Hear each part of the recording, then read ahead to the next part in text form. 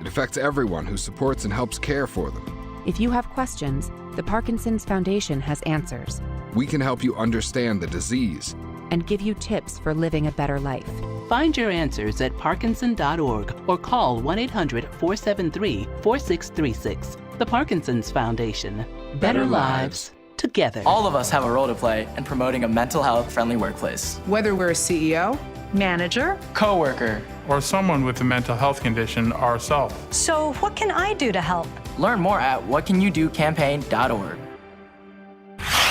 This hour of buzzer-beating, nail-biting, edge-of-your-seat sports action on 99.9 The Fan is powered by Ritchie Law Firm Injury Lawyers. Visit GotBryan.com. That's GotBryan.com. WCMC-FM HD1 Holly Springs. Honestly, I'm just happy we won. Like I've said, I take a lot of pride in being able to do a lot of different things for this team. I want to be able to, I think we're really good when I can get the ball off the glass and just go in transition and find my teammates and set them up. But obviously 13 assists, that means my teammates made 13 shots off my passes. So that goes to them. But I don't know. She's so humble, isn't she? Well, I don't know what to say. Let me tell you. I mean, it's great. That's I don't know. Pretty cool, Caitlin.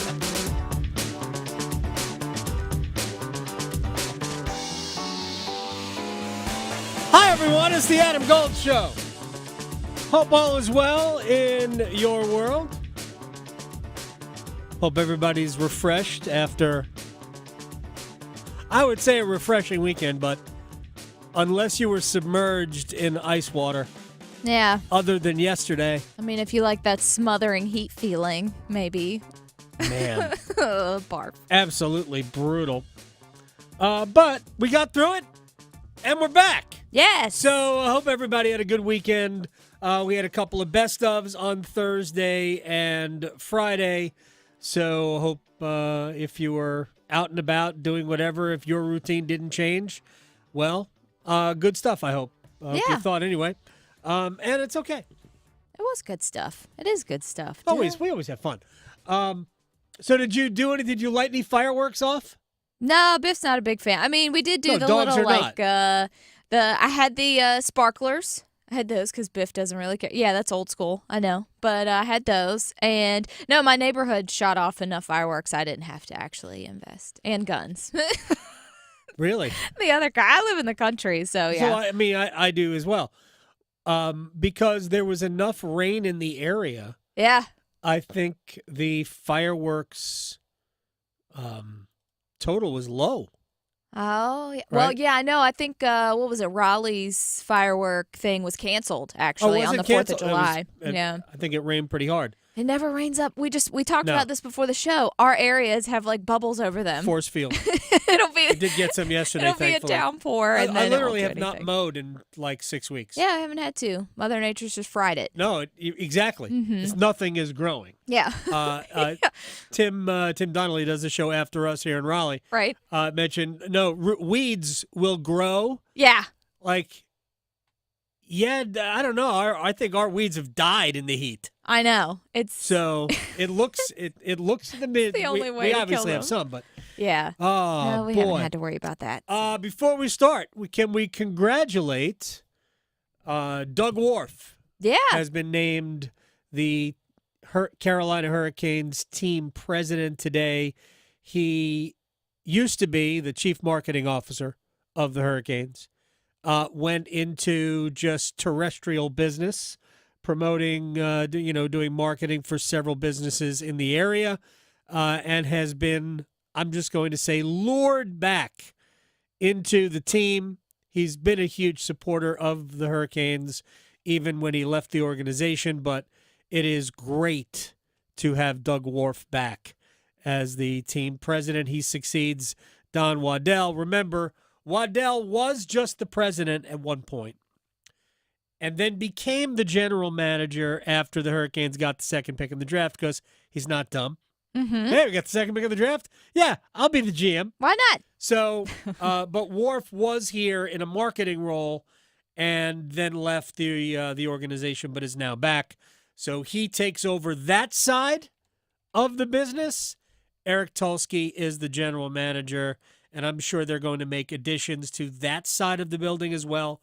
But for right now, that's what we've got. Mm-hmm. And I am thrilled, legitimately thrilled that Doug is back. I haven't met him, but I'm excited to meet him. One of the best people, absolutely one of the best human beings that I have had the opportunity to work with. I like to hear it. I'm good. I just want to single out 3 people that I have had the privilege to work with over at the Hurricanes, other than the people we all know. So Doug, who is now back, he is one. Mike Foreman, who took over Doug's job when Doug left the organization. He is now leaving the organization, and Mike is just awesome. Yeah. Absolutely awesome. And John Chase, who has done a lot of marketing and promotions and things like that, and did a great job for the Hurricanes, also left the organization. And who knows? I guess maybe you'll be back one day. Maybe. So, but those 3 guys have really helped me out, have made what I do a lot more fun. And now Doug is back, and I am absolutely thrilled for that. So with all of that said, let's talk a little Canes to start. All right, so let's do this. We're going to talk some basketball today. And at the bottom of the hour, Corey Lavalette, North State Journal, and The Athletic is going to stop by, and we'll get his thoughts on some of the things I'm about to talk about here. We are 1 week removed from the start of NHL free agency. The new league year is really what happened, right? The 23-24 season, that year doesn't end until the end of June. You know, even though, like, free agency begins, it's really just the new league year. And that begins on July 1. So let's take stock of where the Hurricanes stand at this point. Start on the blue line. Carolina's bread and butter. It's always been that under Rod Brindamore. I think they did a good job reconfiguring this group. I do. Jalen Chatfield, Dmitry Orlov theoretically bump up from the third pair to the second pair. I think if you were paying attention during the playoffs, you would have noticed that regardless of the matchup, and Rod was not looking for matchups necessarily, Orlov and Chatfield were Carolina's best defensive pair in the postseason. They just were. And they were out there a lot with Aho, Gensel, and whether it was Svechnikov or Jarvis, whoever. But the Chatfield Orlov pairing was out there a ton with the top line. So that shifts up.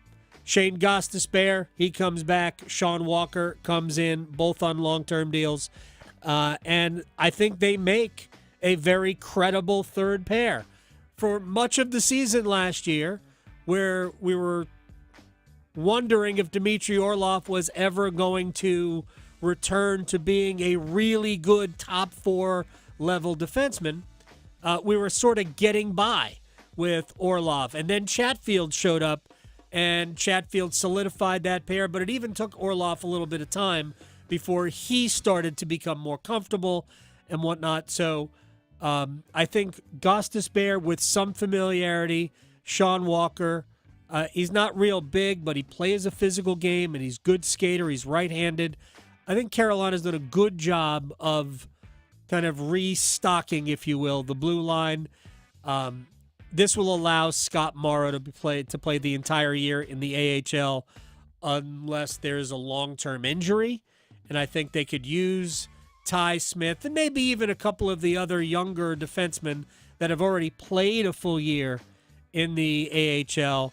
They could use them as little stopgaps. If there's a long-term injury, I would imagine we'll see Scott Morrow because he's a prospect, but I think they want him to play a lot.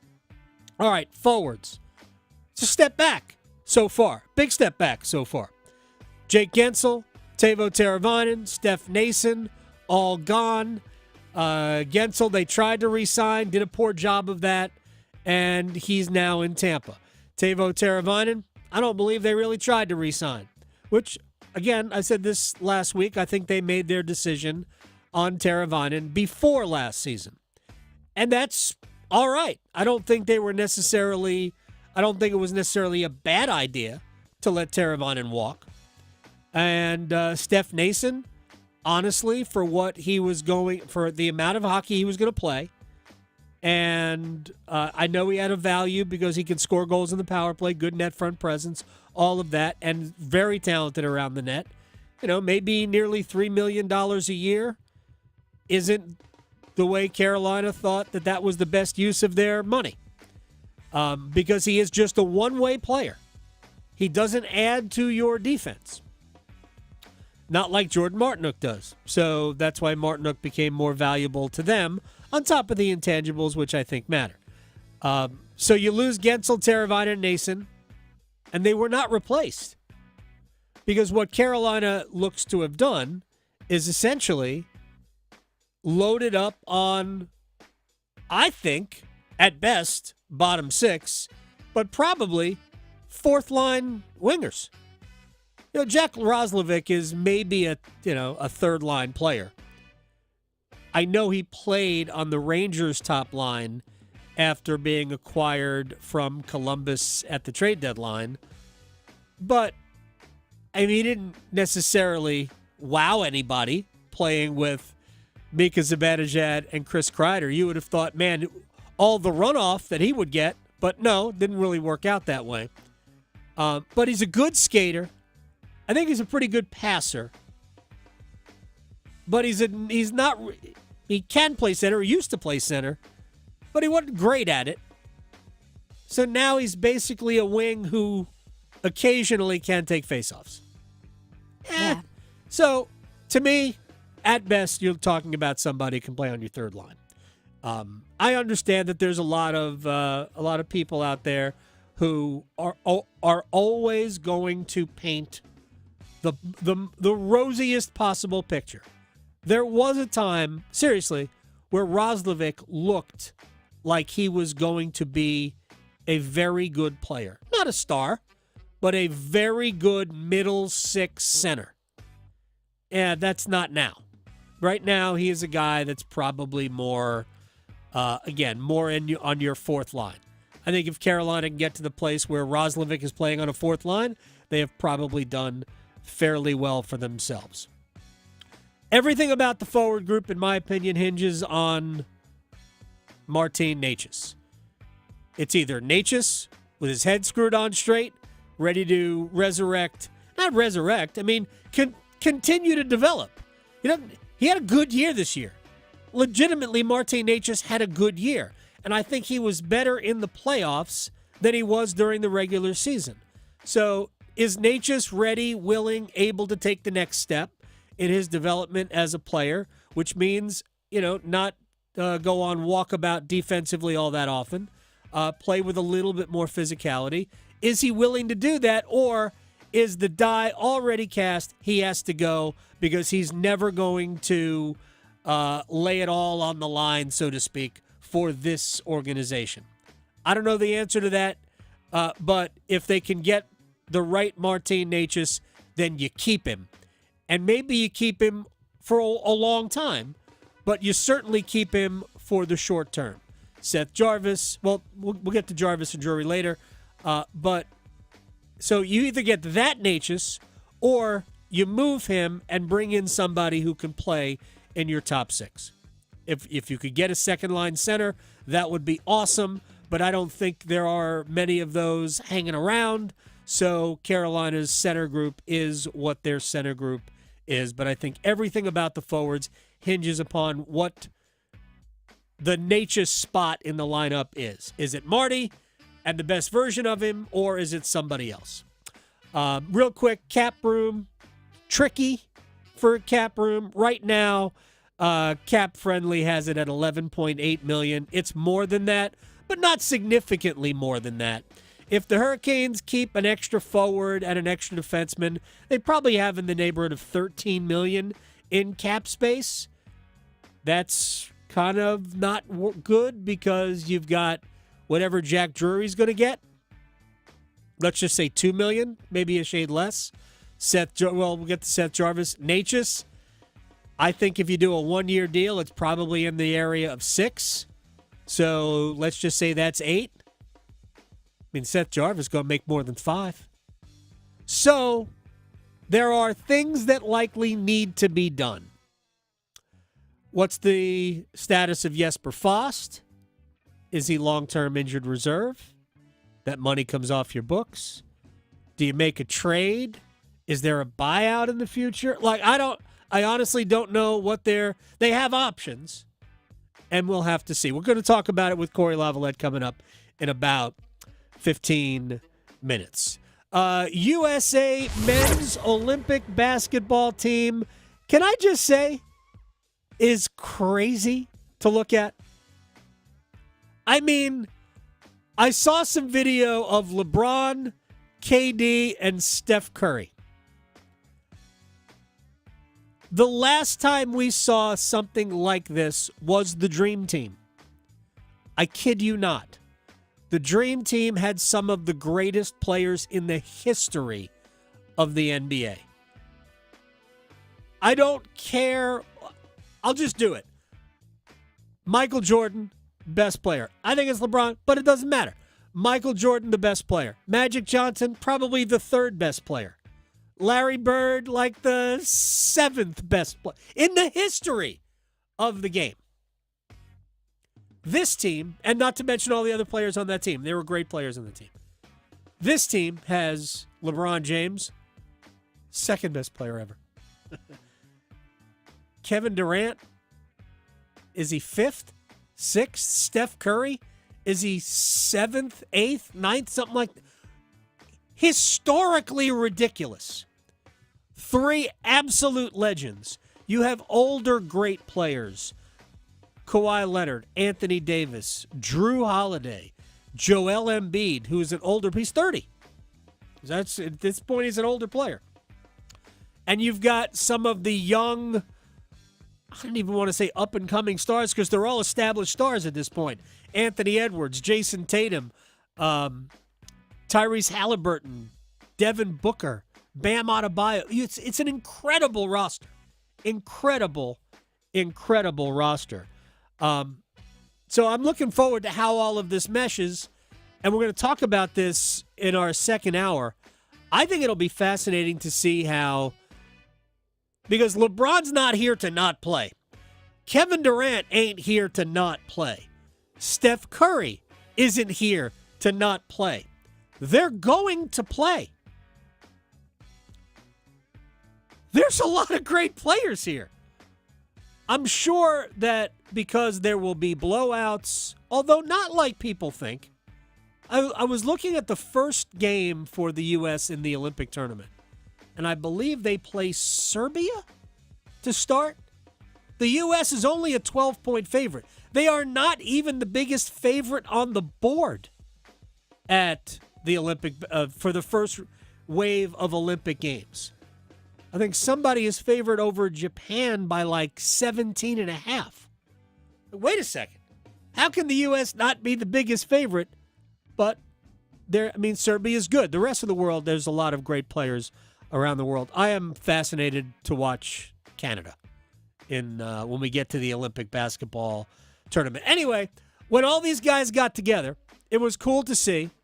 Steve Kerr, by the way, the head coach, and we're still kind of in the throes of NBA free agency, so a lot of the talk turned to, well, Klay Thompson is gone. He is now in Dallas. That team, that deal needed 6 teams to be involved.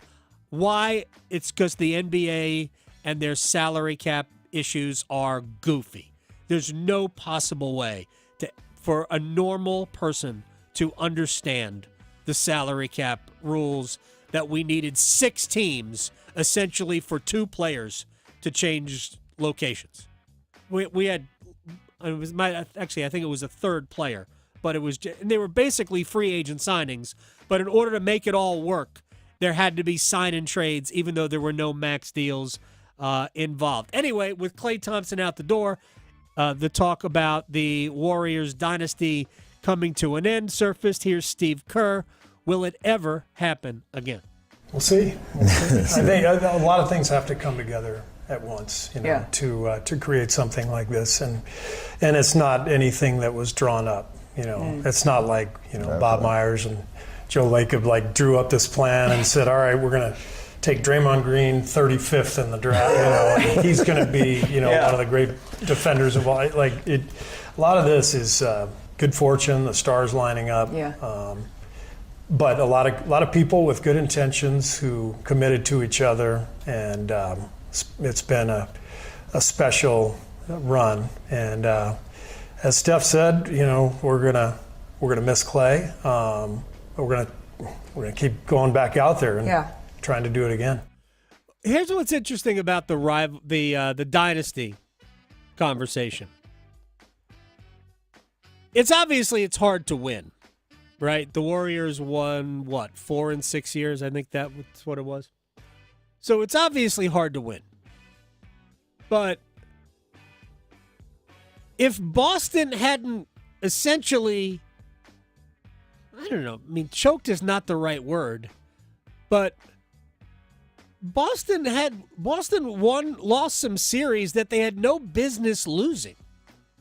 Had Boston basically held seed in the series that they were in, Boston might have 2 more championships. We might be talking about the Celtics as a dynasty instead of them finally getting, breaking through in this era.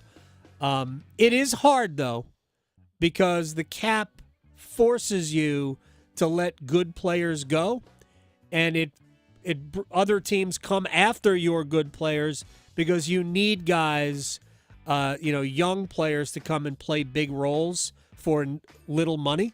And as soon as they do that, teams look at that and go, oh, we should pay them lots of money, and you really can't do it. One final thing as we open this fine week here on the Adam Gold Show.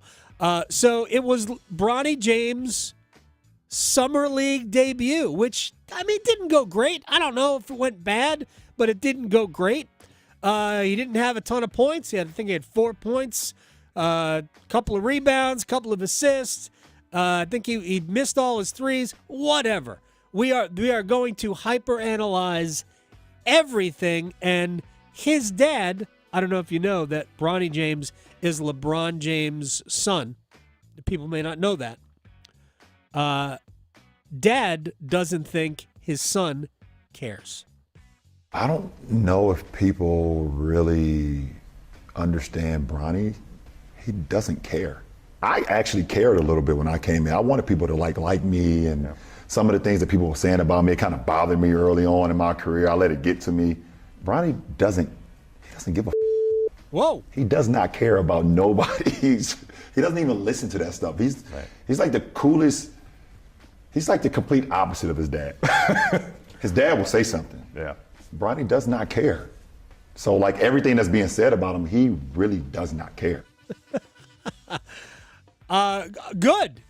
Honestly, that will serve Bronny James well, since so many people are hyper analyzing everything he does in Summer League. It's going to happen. Obviously, every time somebody says he's earned this, we have what has he earned? He's just there because he's LeBron's son. And that's probably true. Why would we even pretend that it might not be true? If he wasn't Bronny James, probably not drafted, right? Although he did impress at the NBA scouting combine. Who knows? Who knows? Anyway, we're going to talk more about the Canes with Corey Lavalette of The Athletic and the North State Journal when we come back. I am Adam Gold. Victoria's here. By the way, next hour, Brian Geisinger on USA Basketball. What the Hornets have done. They signed Miles Bridges to a 3-year contract. This is going to sound weird. Not huge money. Only $25 million a year. Okay. Only $25 million a year. Not huge. What? Yeah, okay. That's the NBA, people. But we'll talk to Brian Geisinger on our next hour. But Corey Lavalette on the Canes next. Serving it up hot and fresh every day. Adam Gold on the North Carolina Sports Network. Listen every afternoon for The Drive with Tim Donnelly. Free agency in the NHL, a lot of the dust has settled, but the Canes have left me with one more question. Who's going to score on the second line? Who's going to score on the second line for the Carolina Hurricanes? Because at some point, your defensive system can work, your top line can be awesome, but you need production from that second line. I'm worried. The Drive with Tim Donnelly, 3 to 6 on 99.9 The Fan. Imagine waking up this time next week and being 100% debt-free from credit cards, car loan, and personal loans. Hey, it's Dennis Cox. Loan Pronto's Equity Express line of credit can make it happen. Homeowners are turning their home equity into cash almost instantly. With Loan Pronto's AI-based system, you can get approval in about 10 minutes with almost no documentation, no appraisal, and no hassle. You can get hundreds of thousands of dollars out of your home. Use that money to pay off all your other loans. The average homeowner saves over $850 a month doing this. Listen, your home value is way up. You can use that to wipe out all those credit cards. Get some money for a home improvement. Literally hundreds of thousands are at your fingertips, and approval is just minutes away. Call now, 919-381-1760, 919-381-1760, loanpronto.com, 919-381-1760, NMLS 1661781, subject to lender approval, equal housing lender. Picture this, the perfect summer barbecue. No stress, no responsibilities, just all your friends, burgers sizzling, hot dogs cooking, Pepsi Zero Sugar fizzing, and a backyard of very, very happy people. Oh yeah, we could get used to this. Very, very used to this. Grilling, better with Pepsi. For a limited time, get 2 20-ounce Pepsis for only $4.25 at Refuel. So hurry in and enjoy an ice-cold Pepsi today. Doesn't the North Carolina Education Lottery Winners Club give the best massages? I've never felt so relaxed. Thanks to this month's scratch-offs, this is our life now. It's like winning again and again and again. New $80 million cash blowout and triple red sevens mean new winners. The Winners Club awaits. Must be 18 to play. Approximate overall odds winning range from 1 in 4.28 to 9.95. Problem gambling helpline 877-718-5543. Have you heard of plantar fasciitis? Hi, it's Jonathan Cotton with the Good Feet store. Imagine jumping off the back of a pickup truck onto some rocks. That's what it felt like when I was suffering from plantar fasciitis. After searching and trying so many other products, I finally found relief with Good Feet arch supports, and they still keep me running today. Now I get to help others who are struggling with plantar fasciitis to live their life pain-free. Here's another customer sharing their Good Feet story. Plantar fasciitis feels like pointed, sharp pain. It just hurts all the time. It feels like your foot is squeezing on itself. When I drove past the Good Feet store, I thought, I'm just gonna stop in. They wanted to make sure that they gave me the right arch support that were personally fitted just for me. Then it was like, okay, this is something special. These make a difference. The Good Feet store is in Raleigh, Chapel Hill, Fayetteville, and other locations across North Carolina. Visit goodfeet.com to book your appointment today, or just stop by the store nearest you. Ooh, I'm so ready for this weekend away with my girls. Hey, hit the road? How about some free gas? Free gas? How? Try new Febreze car for some serious freshness, and you can win gas for a full year. Visit Febreze.com to learn more. Say less. You may not win, but you're gonna have a fresh-smelling whip. Thanks, DJ Fresh. Now how about some music? Hey, yo, this next one goes out to new Febreze car for giving you a chance to win free gas. No purchase necessary. Must be 18 to enter N73124 for rules and how to enter. Visit Febreze.com. This is Adam Gold. North Carolinians wagered $659,308,541 on sports. It's a little bit. Treat it as entertainment only. Just look at it as fun. The Adam Gold Show.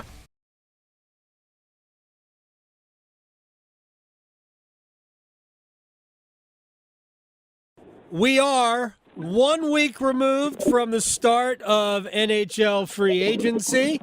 Time to take stock of where the Carolina Hurricanes are, and nobody better to do that with than my friend Corey Lavalette from The Athletic and the North State Journal. First of all, how was the draft in Vegas?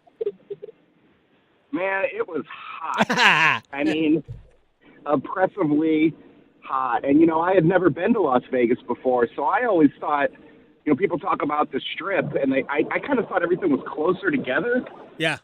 It's not particularly all close together, and you really didn't want to step outside of your hotel because it was like 115 degrees. So yeah, it's a dry heat, but yes, 115 degrees of dry heat is still 115 degrees. I can tell you this, that depending on where you stay, and I know everything was in the Sphere, you could actually walk almost the entire length of the Strip without ever stepping outside. So, but that's not as much fun. But that's, there you go. There's my travelogue for Las Vegas. All right, so here's my thumbnail on where we are, Corey. I think they reasonably reconstructed the blue line, and we can get into the nuts and bolts of that. I don't know that they did as well up front, unless their goal was to really restock the bottom six, which I think they did a good job with. I think a lot of it is organizational depth. But outside of goaltender, what I know you wrote about this for The Athletic, your thoughts on where this roster is? Yeah, I mean, I think it's hard to not say that there's a bit of a step back everywhere. Right. With the exception of goaltending, I think. But I don't think it's doom and gloom step backs. The hard part of this offseason to me is when you make a big name when you acquire a big name rental at the deadline, that's exciting at the deadline, right? Yeah. But most of the time, it's with the understanding that this is a rental, and the fact that there was hope with Jake Gensel makes that loss feel a lot worse than probably what 90% of rentals are like. I mean, yes, teams, get their rentals and sometimes they re-sign them because it works out well. Right. We saw that with Barbashev in Vegas. We see that with the Islanders. Well, I don't know that anything works out. Well, it didn't work out, but they re-signed, and the Devils did that with Timo Meier too. Yeah. Well, a little different situation because you have an RFA there, but yeah. So because you lose Jake Gensel when there was hope, I think people see this offseason as oh my God, we took this drastic step back in our forward group when, until the middle of March, until I think it was March 13th was the first time Jake Gensel played, they didn't have Jake Gensel. Right. And they were, especially from January 1st on, were extremely good without Jake Gensel. So it's a step back. I don't think there's any doubt about that. You mentioned the defense. I think they did a good job pivoting there with the idea of what's coming, which is, obviously Orlov has a year left, Burns has a year left, and you've got Nikishin, you've got Morrow. So you've kind of set yourself up for the future as well as still being good this year and giving Morrow the experience he probably needs in the AHL. I'm going to assume that's where he, I think they keep him there versus Ty Smith if they want to carry a seventh defenseman. And then at forward, Teuvo Teravainen hurts, Stefan Nason hurts, but these are guys who did a lot of damage on the power play and, not huge 5-on-5 contributors. So I'm wondering, with more opportunity, do we just see that kind of level out a bit? It's going to be super interesting. I mean, it's a different team for sure, but I would say step back, but not as bad. Not as bad as everyone wants to make it out to be. Corey Lavalette, North State Journal, and The Athletic at Corey Lav on Twitter. I said the same thing. First of all, I mean, we don't have to get into how the Jake Gensel thing went down. It does seem like they slow walked it to the point where other suitors came in. The Gensel wanted to come back, and they waited long enough that all of a sudden it was a bidding war. And we know this about the Hurricanes; they don't do bidding wars. And I'm not saying that that's wrong. That's their point. They just don't do that because they're not going to overpay just because somebody else wants to. To me, the forward group and the quality of it comes down to, and I'm using quotes here, Natchez, because it doesn't have to be Marty Natchez. It can be somebody you acquire for Marty Natchez. To me, they can still have, 4 big bats in the middle of the order, if you will, with Svechnikov, Aho, Jarvis, and Natchez. If Natchez is on board and dialed in, or if they acquire somebody who can provide in the neighborhood of 60 points for him. How do you see that playing out? I mean, my gut tells me right now that it's probably likely that he's going to have to, he's going to either go to arbitration or, they're going to walk right up to arbitration and get a deal done, but that he's going to have to come back because the market has kind of dried up. There are a couple guys out there, but does Patrick Laine make you better? And I mean, we already know that Columbus isn't the destination that Natchez wants. So, that doesn't really work. Nikolai Ehlers is a great player, but you're not going to trade Natchez for a guy who's right on the brink of unrestricted free agency, at least not him alone. I think right now the way it looks like he's going to come back. He had a chance to go somewhere else, and it wasn't, it sounded like there was a pretty close to a deal with Columbus, and that, maybe he didn't want to be in Columbus. Right. So, with all that going on, then, I guess you could say he had to decide, would I rather be in Columbus or in Carolina? And, I guess, can he be really that upset about it if he turned down a place to go to? Corey Lavalette, North State Journal and The Athletic, is joining us here on the Adam Gold Show. Let's talk about down the middle. I mean, it's basically the same 5 options from a year ago: Aho, Stahl, Kuznetsov, Drury, Kotkaniemi. I don't care how we order them. Those are basically the 5 centers. I know they added Jack Roslovic, but he is only an occasional center these days, and occasionally he has been good at faceoffs, but just not over the long haul. He doesn't have any years of his career where he is even approaching 50%, I believe. He is a right-handed faceoff guy, though, so that puts him in the same category of Natchez and Jarvis. But how do you see them down the middle, and do they have to make some sort of an adjustment? Yeah, I mean, that's the biggest question mark, right, is, who takes over in the middle. They need somebody to step up, whether, I liked what I saw from Evgeny Kuznetsov in spurts in the playoffs. There were times where I thought he was really effective. It's also the playoffs, and if you've got a player that has a little bit of a history of, maybe not being as engaged all season long as you'd like, and I mean, that goes against everything Rod Brindamore is like, can you count on him through, hey, it's, November 24th, can we get the best out of the best version of Evgeny Kuznetsov on this date? Right. The Kotkaniemi thing, it's pretty much become time to say that, he can't do that job. I mean, it's disappointing, I'd say, because of the way he started last season. You thought maybe there was something there, and, right. So that's a problem. I mean, I think Jack Drury is a fine player. I don't think he's a second-line center. No. You spoke about Roslovic. I don't see him as a second liner at all. I think of him more as a third liner. And I wonder if that is more reactionary to the Jesper Fast injury than anything. Maybe. Because he would be an ideal fit.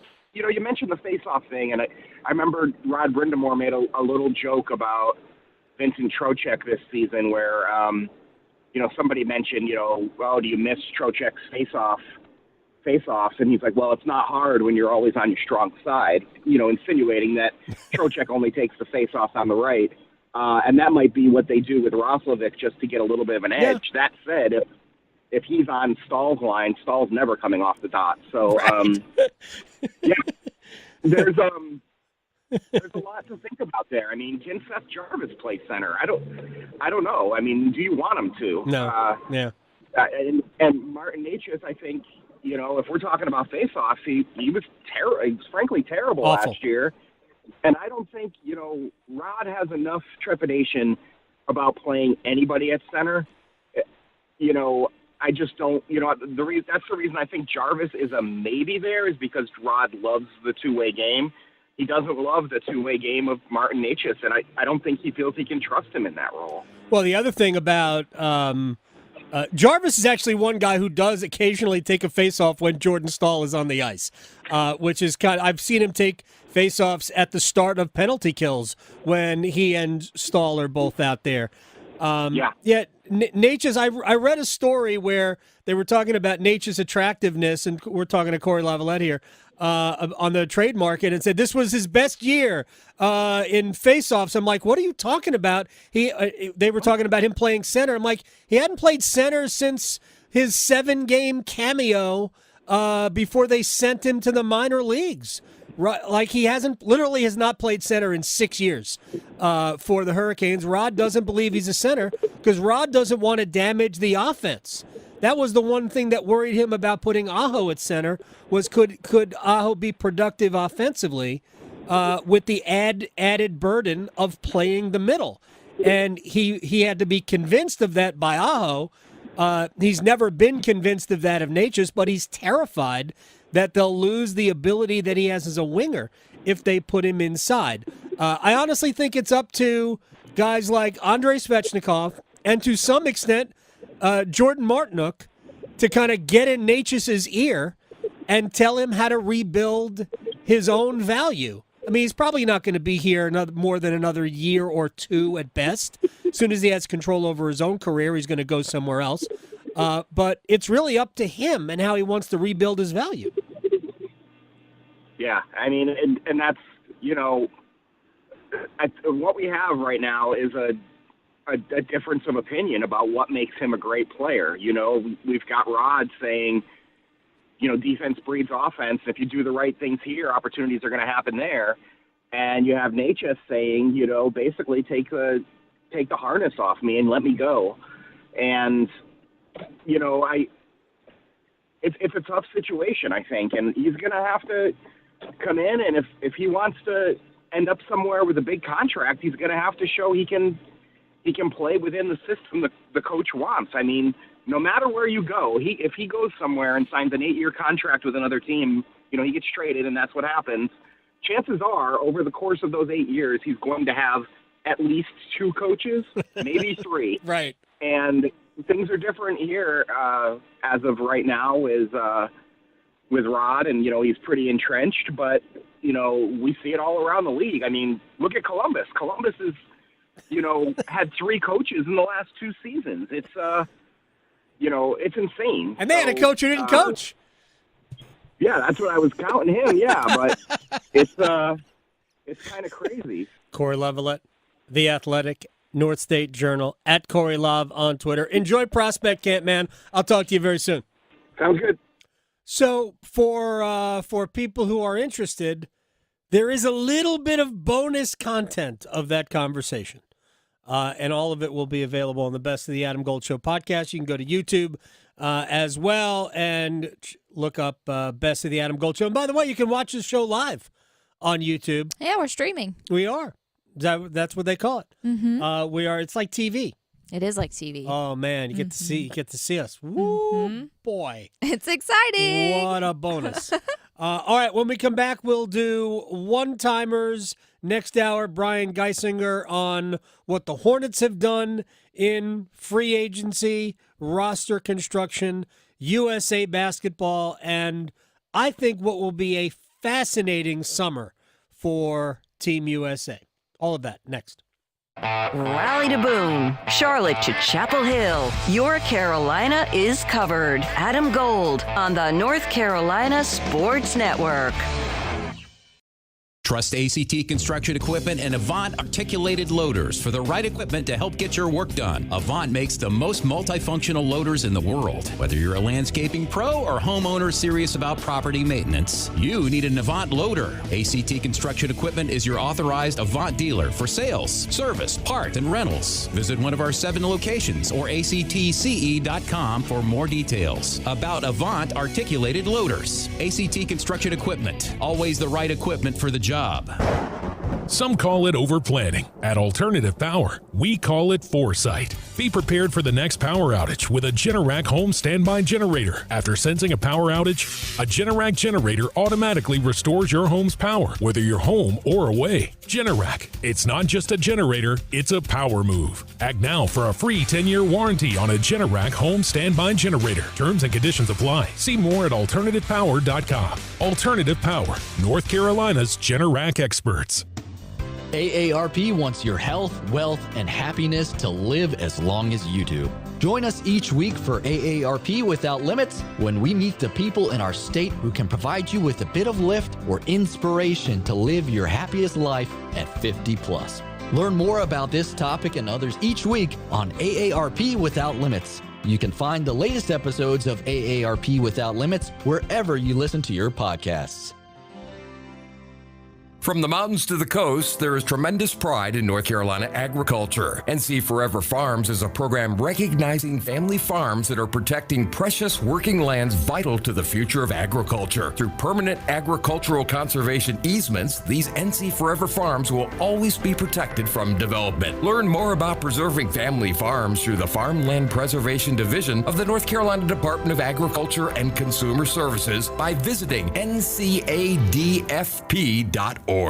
If you or a loved one have been a victim of crime, the North Carolina Department of Public Safety Office of Victim Compensation Services provides programs to help you find peace of mind. They are here to help you apply for benefits that you may qualify for to recover from hardships such as lost wages and medical expenses. To learn more, visit ncdps.gov/4victims. That's ncdps.gov/4victims.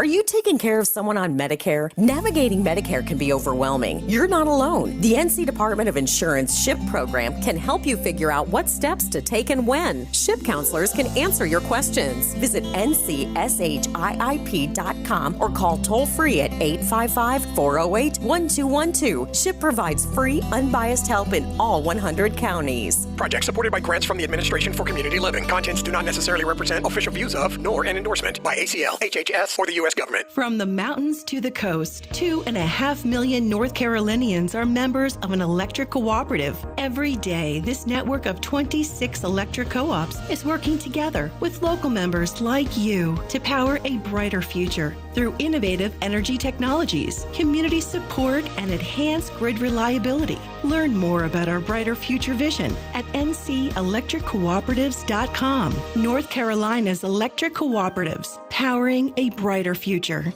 You wouldn't ask your mechanic to help stage your property for an open house. As NC Realtors, we're experts who make buying or selling property easier for you. Using the latest technology and armed with local insights, our Realtors help you find properties you would want to call home. We also know which details make your property more attractive to other buyers. From start to finish, our Realtors know. Find out more at ncrealtorsknow.com. This is Adam Gold. Please let the coach and GM pick this year. Right. And they put this on the sign outside of the restaurant, and I guess David Tepper actually went inside this restaurant. Do you know that there is security video of that visit? Wow. The Adam Gold Show.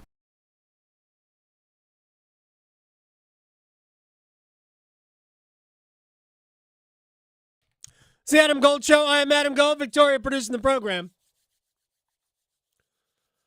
You know I like golf, right? Yes, Big golf I do. fan. I know Mhm. you're a huge golf fan. Yes. No, not at all. So there's going to be an announcement coming from the PGA of America as to whom they will select to be the Ryder Cup captain next September at Bethpage in New York. And forever, we have all assumed that it will be Tiger Woods. And we all have assumed incorrectly. It will not be Tiger Woods. In fact, according to Bob Harrig of Sports Illustrated, first I saw it, it will be Keegan Bradley, who has been on a couple of U.S. Ryder Cup teams. He was on the team in, I believe, 2012 that lost at Medina. There was the big comeback by Europe, who was trailing 10-6 going to singles on the final day and then rallied to beat the U.S. He also was on the team in 14 at Glen Eagles, the team that was captained by Tom Watson. That just was an absolute, utter train wreck and led to one of the all-time great train wreck press conferences after the Ryder Cup was over. And basically, Phil Mickelson led a player revolt, which blamed everything on Tom Watson. Amazing. He wasn't necessarily wrong, but you've just never seen that before. So Bradley's played on, I believe, 2 teams. I don't think he was on another team. But he was, if anybody was snubbed last year, it was him, not Lucas Glover. But anyway, if you ever watch the Netflix documentary on golf, on the PGA Tour, on pro golf, really, not really the PGA Tour, Bradley was, I mean, he wanted to be on this team badly. Like, he breathes it. And ultimately, he was not taken. But Bradley's going to be named the captain tomorrow. Maybe Tiger Woods will never be the Ryder Cup captain. It's a huge time commitment, enormous time commitment that he might just not be willing to, commit to. If I could use the word commit a few more times. Anyway, there you go. Keegan Bradley will be your next Ryder Cup team captain for Bethpage next September. It's time to play one-timers. I forgot what we were doing here for a second. All right. Yeah, it's okay. I mean, you had a long weekend, so. I did. The heat got to me. It gets to us all. So this one is actually from our YouTube live stream. Uh-oh. So I figured I'd just throw it out to you. So they ask, Adam, can you give us any insight into the Canes' pursuit of Ehlers from the Winnipeg Jets? Is this someone we have a serious shot at landing, even if it means a Natchez trade? Well, that's what my guess is that it would be. Mm-hmm. You can't add Ehlers and have Natchez, Jarvis, Drury.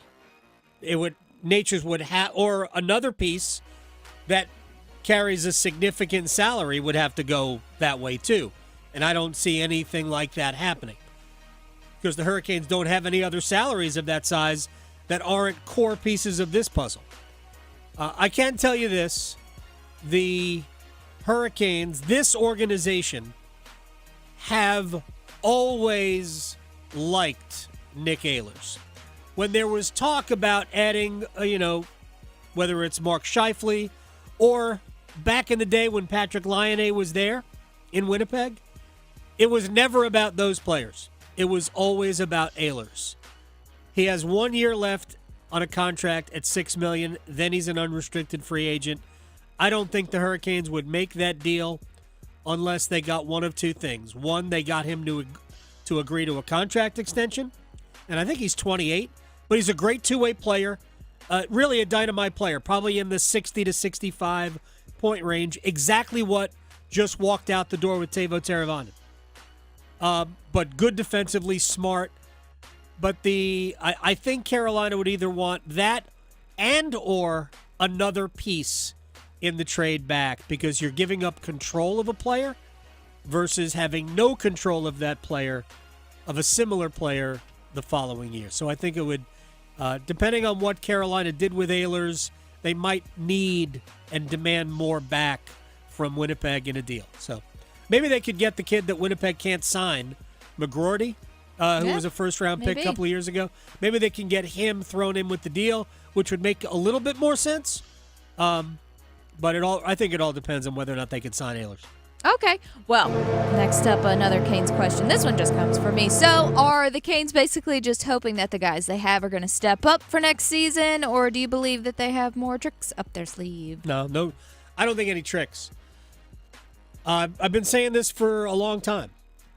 Carolina's, they don't have a bad team. They're not a bottom feeder team. But they're not You can't look at them and say, well, they're going to be one of the 3 best teams in the Eastern Conference. You just can't. I mean, you could, but I think it would be a wish.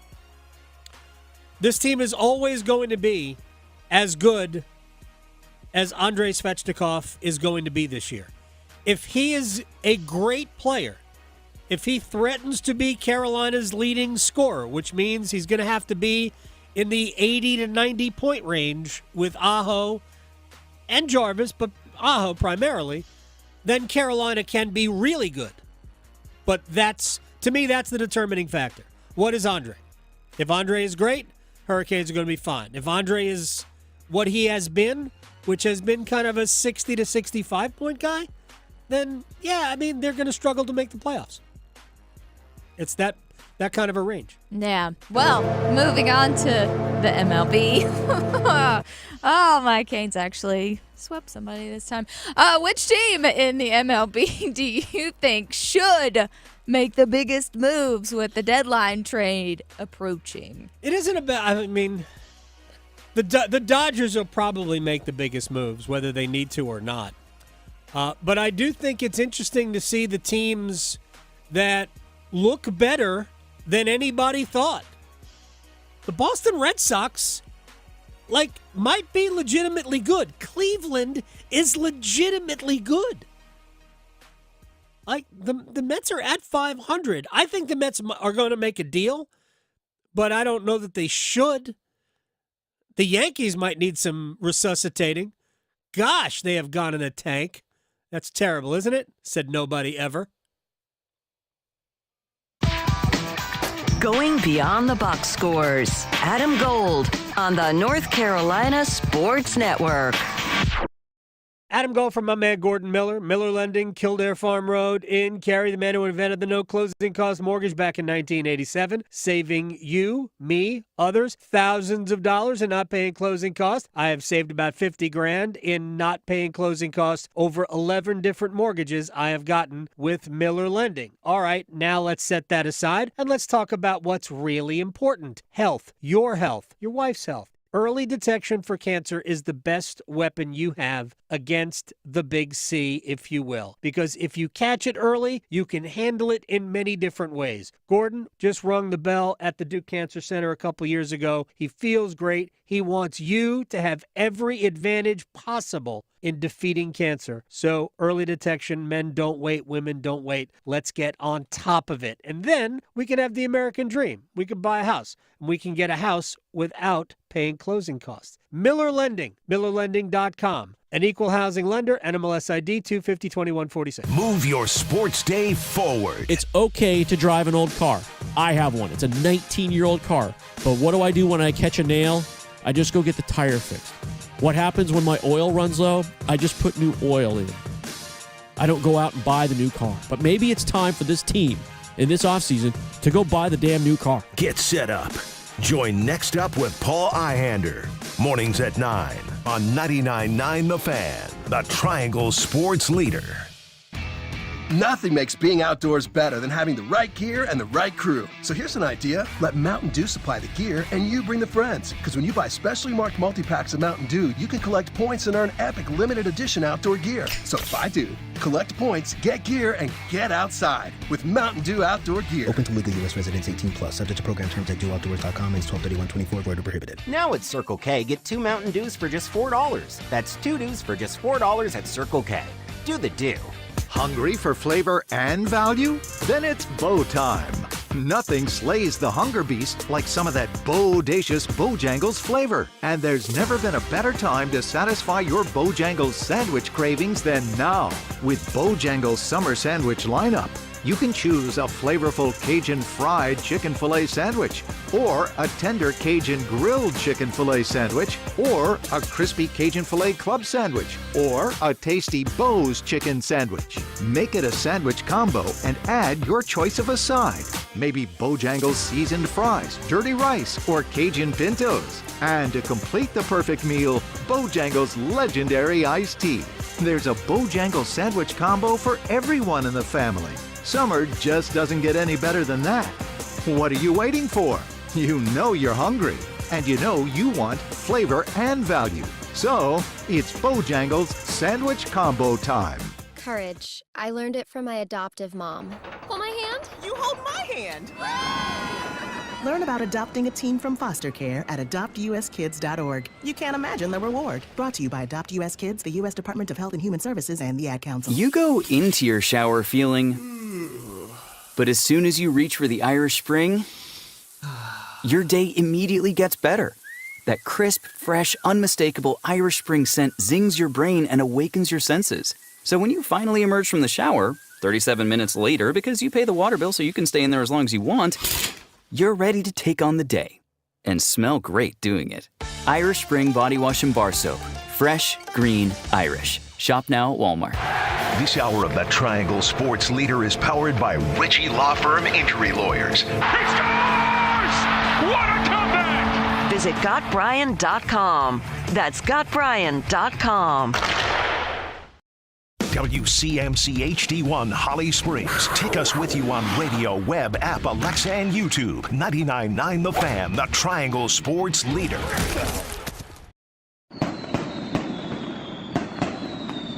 You're listening to The Adam Gold Show on the North Carolina Sports Network.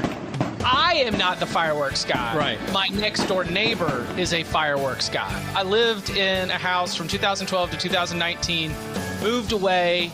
Then when I had 2 children, needed more space, came back. Right. And none of my neighbors changed. When COVID hit, they developed a really cool relationship with each other, all those different families, and a lot of outdoor play. Sure. And apparently an epic 2020 fireworks show in the middle of the street. And the tradition has continued.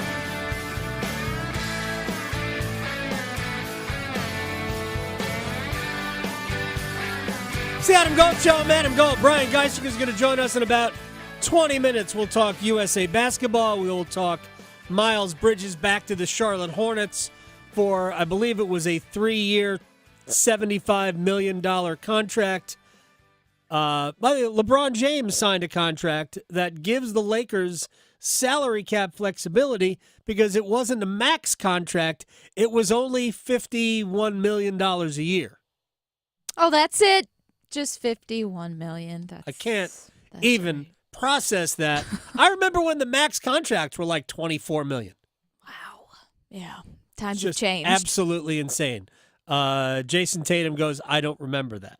I don't remember when the max contract was just Yeah. $24 million, since he just signed for an average value of a little bit over $60 million. All right, take 2 on the news of the day. We'll start with some basketball stuff. Steph Curry, the band is back together. Curry, LeBron, KD, Anthony Davis, Anthony Edwards, the best roster you've maybe ever seen in Olympic basketball. I'm not being flippant. It might be the best roster we've ever seen for Olympic basketball. Yes, the Dream Team roster was awesome. 92. 96 wasn't bad either, but 92 obviously with Magic and Larry and Michael and just incredible. And you could probably go back, maybe Brian, when we talk to Geisinger a little bit later on, there was a roster that had LeBron and Kobe and Dwayne Wade and Carmelo Anthony, and I mean that was an amazing team as well. But just what a roster. Anyway, so Steph Curry is there, and because his head coach Steve Kerr is also the USA coach, they were talking about changes to the Warriors, and here's Steph on not having Klay Thompson anymore. So Steph, one of the last times that you and I did this, you told me that it didn't even feel close to the last dance for the two of you, Klay and Draymond. When did that change? We talked about it a lot just in the sense of the journey that we've been on. Obviously, me since 2009, Klay's a 2011 draft, Draymond, and then when Coach came in 2014, and what's happened since, we would have loved to maintain, the core and finish out together. But we obviously understand the league and things change, and having Clay head on to Dallas, it's tough. It's something that I never imagined would be a reality, but you want him to be happy, you want him to be able to enjoy the game of basketball. It does suck losing Clay. There's no two ways around it. So you have to be able to celebrate what we accomplished, but then be able to move on. Like every team needs to move on. I wish the Warriors would have done that last year with Draymond Green.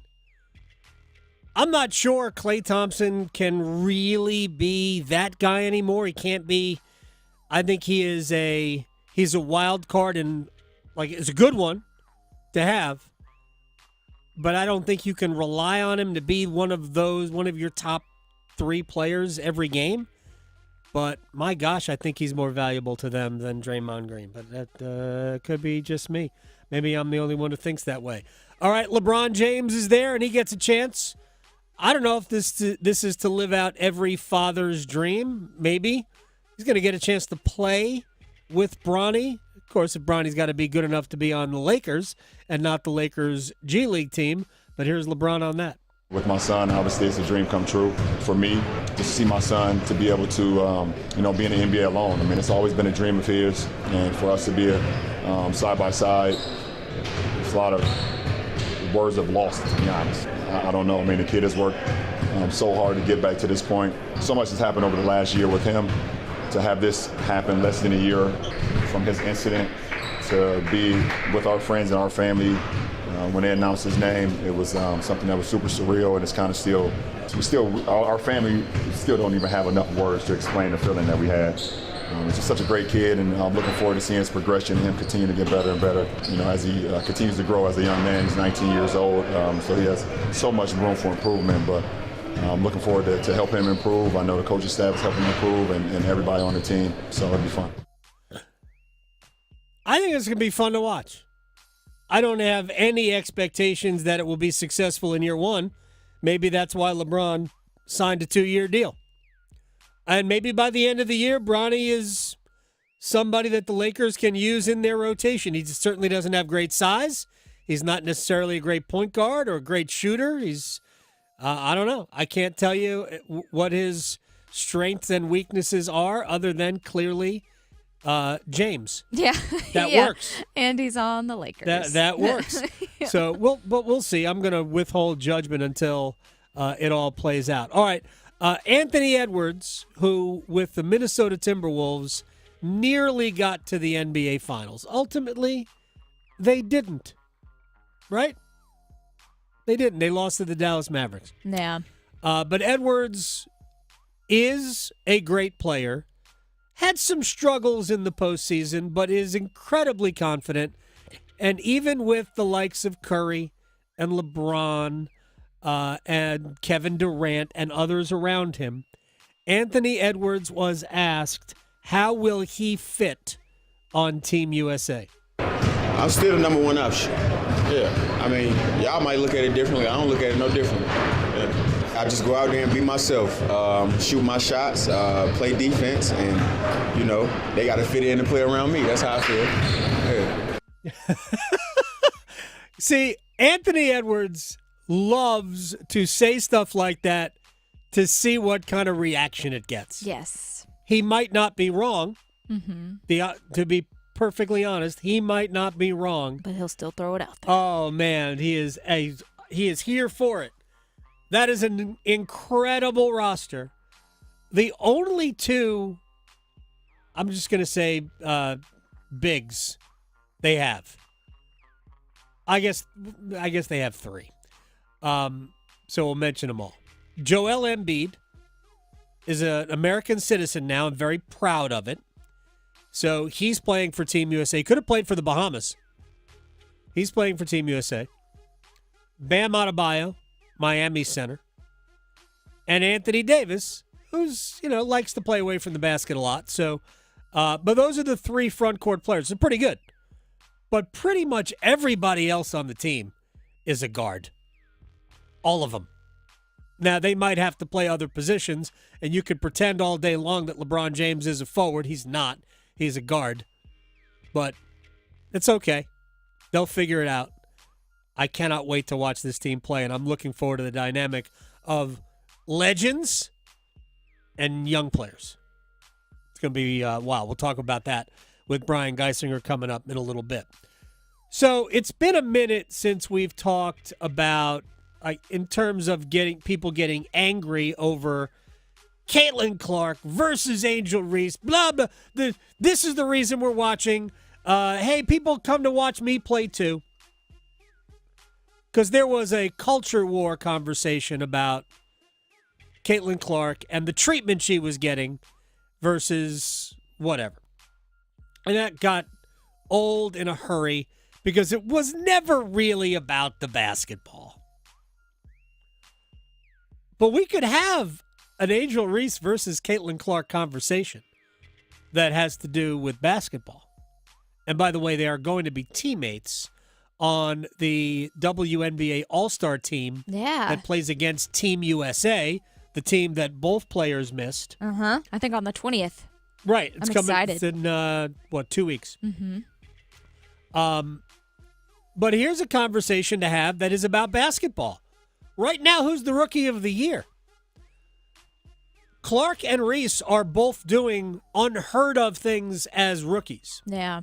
So Angel Reese has set a record already. Most consecutive, and this is one of those records that is kind of made up, but it is a record. Most consecutive double-doubles by a rookie in WNBA history. 13. She just had another one yesterday. She had, I think, 17 points, 14 rebounds, 4 assists. She's getting better. Now we're, I think, a little bit more than halfway through the season, or right about at the halfway mark of the season. She's getting better every game. Yeah. So is Caitlin Clark, by the way. Yeah, because she just got a triple-double. Yes. First WNBA rookie to get that. So they're both just breaking all of them. Friday or something, Yeah. I think. She did that. So who got snubbed? I'm curious. Maybe they both should have been on the Olympic roster. We spend a lot of time defending, I don't, but people spend a lot of time defending Caitlin Clark, right, and caping up for her. Maybe we should be caping up for both women. They are both amazing players. So who would the Rookie of the Year be? Reese is averaging 14 points, 12 rebounds, 2 assists, 1.5 steals. She's not shooting a very high percentage, just 42%, 75% from the line. Clark is averaging 16 points, 6 rebounds, 7.5 assists, shooting 39% from the field. Also not great. She's making about a third of her three-pointers, but shooting 89% from the line. Who's the Rookie of the Year? Have that debate. Right. Right? That's a legit basketball debate. And right now, I think it's too early to call. The precincts have not all reported yet. Yeah, it's too close. So, too close to call. But have that conversation. And I know that there are people who have already made their decision. It's Caitlin. And I'm sure there are people who have already made their decision. It's Angel. They are both awesome. Awesome. And the energy with which Reese plays is contagious, man. It is awesome. I'm still here to watch Asia Wilson play, though. Yeah, she's fun. She's a beast. My gosh, is she good. She is unfair to the rest of the league. Absolutely unfair. I don't know if it was a camera angle, but they showed there was a picture posted of her on ESPN, and she looks massive, like huge. She's like 6'5". I know. She might not be 6'5", but she looks 6'5", and she's like an amazing fluid athlete. Yeah. So, yeah. She's my pick for whatever the award is. I guess it can't be fill rookie. in the blank. Can't be rookie, but she's my pick for that award. All right, we'll take a break. Brian Geisinger will join us on the other side. We'll talk about Team USA. It's not about chemistry, but how do these pieces fit? And we'll also talk about the Hornets and Miles Bridges coming back to town for a 3-year, $75 million contract next. Serving it up hot and fresh every day. Adam Gold on the North Carolina Sports Network. It's the summer of soccer. Swiderski for Capetti. It's stolen away by Hack. Hit the line by Gaines. A shot. He scores! All the saves. Polina with brilliant, quick footwork across his 6-yard box to be able to recover and grab the strike from Kubo. All the goals. He just sends it back into the area for Swiderski. One touch. He scores! The Triangle's home for Charlotte FC action.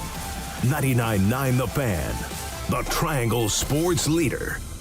Tim Donnelly here from my friends at Zero Res. And if you're like me, you love to DIY, right? Do it yourself. Save the money. I can tell you from experience. They Zero Resified my house, and you can't get it this clean by yourself with the carpet soaking machines or anything else you can rent. Go ahead, give them a call now, 919-995-0000, and ask for the Station Special. That's the 99.9 The Fan special. Get 3 rooms, Zero Resified, starting at just $109 and get a free hallway done on top of that. Lenny went to college and racked up huge debt. A little bit over $100,000. For a degree he couldn't use? Now what? I had a friend that went to my computer career and they talked to me about it. He was done in just months. I did do it online. They even helped him get hired immediately after graduation. One of the things I love about IT is that you can work from anywhere you want. You could become an IT pro in just months with zero experience at My Computer Career. It worked for me, and I know it can work for you. It's not rocket science. It's mycomputercareer.edu. The smarter way to clean your floors. It's time to make the swap. Swiffer Power Mop. Introducing the new Swiffer Power Mop, the all-in-one tool that gives you a mop and bucket clean in half the time. The solution's built right in, so no heavy bucket, and the pad has hundreds of scrubbing strips to get deep into grout. Don't mop harder, mop smarter. Swiffer Power Mop. Swiffer Power Mop. What are you doing?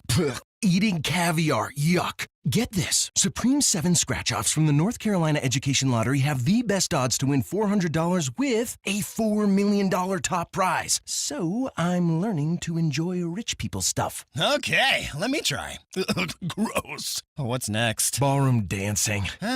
I'll lead. New Supreme 7s, a shot at supreme riches. Must be 18 to play. Approximate overall odds of winning are 1 in 4.18. Problem gambling helpline 877-718-5543. Hey, contact lens wearers, are you tired of wasting time and money every day putting contacts in, taking them out, cleaning, ordering new ones, glasses, prescription sunglasses? Dr. Lori Travers and Travers LASIK can change your life. About 5 minutes per eye. You could go back to work the very next day. 2 years, 0 interest financing is available, and $1,000 off is available. 919-510-6830. 919-510-6830. Make the call. You can go online, traverslasik.com. To some, the sound of a baby babbling doesn't mean much, but that's not true. They're testing out vowels and consonants and trying different sounds. And by 12 months, their babbling is beginning to take on meaning, especially if there's no babbling at all. Little to no babbling by 12 months or later is just one of the possible signs of autism in children. Learn more at autismspeaks.org. Brought to you by Autism Speaks and the Ad Council. Injured in a motorcycle accident? Call 1-800-LAW-TIGERS before you call your insurance company. The insurance company wants to pay you the least amount possible. Law Tigers are riders too, so we understand what your bike and gear are worth and what you're going through after an accident. Your case evaluation is always free, and we don't get paid until your case settles. Call 1-800-LAW-TIGERS, North Carolina's motorcycle lawyers. Law Tigers is a network of independent law firms who are members of the American Association of Motorcycle Injury Lawyers. Law Tigers is not a law firm. This is Adam Gold. We had lightning hit a pretty large tree. Oh, yeah. About 150 yards from the house. It'll be my sign to go win the lottery. But you know what? I'm sorry, I can't. I have rules. If it's not over $1 billion, I'm not playing. Yeah, still just millions. The Adam Gold Show.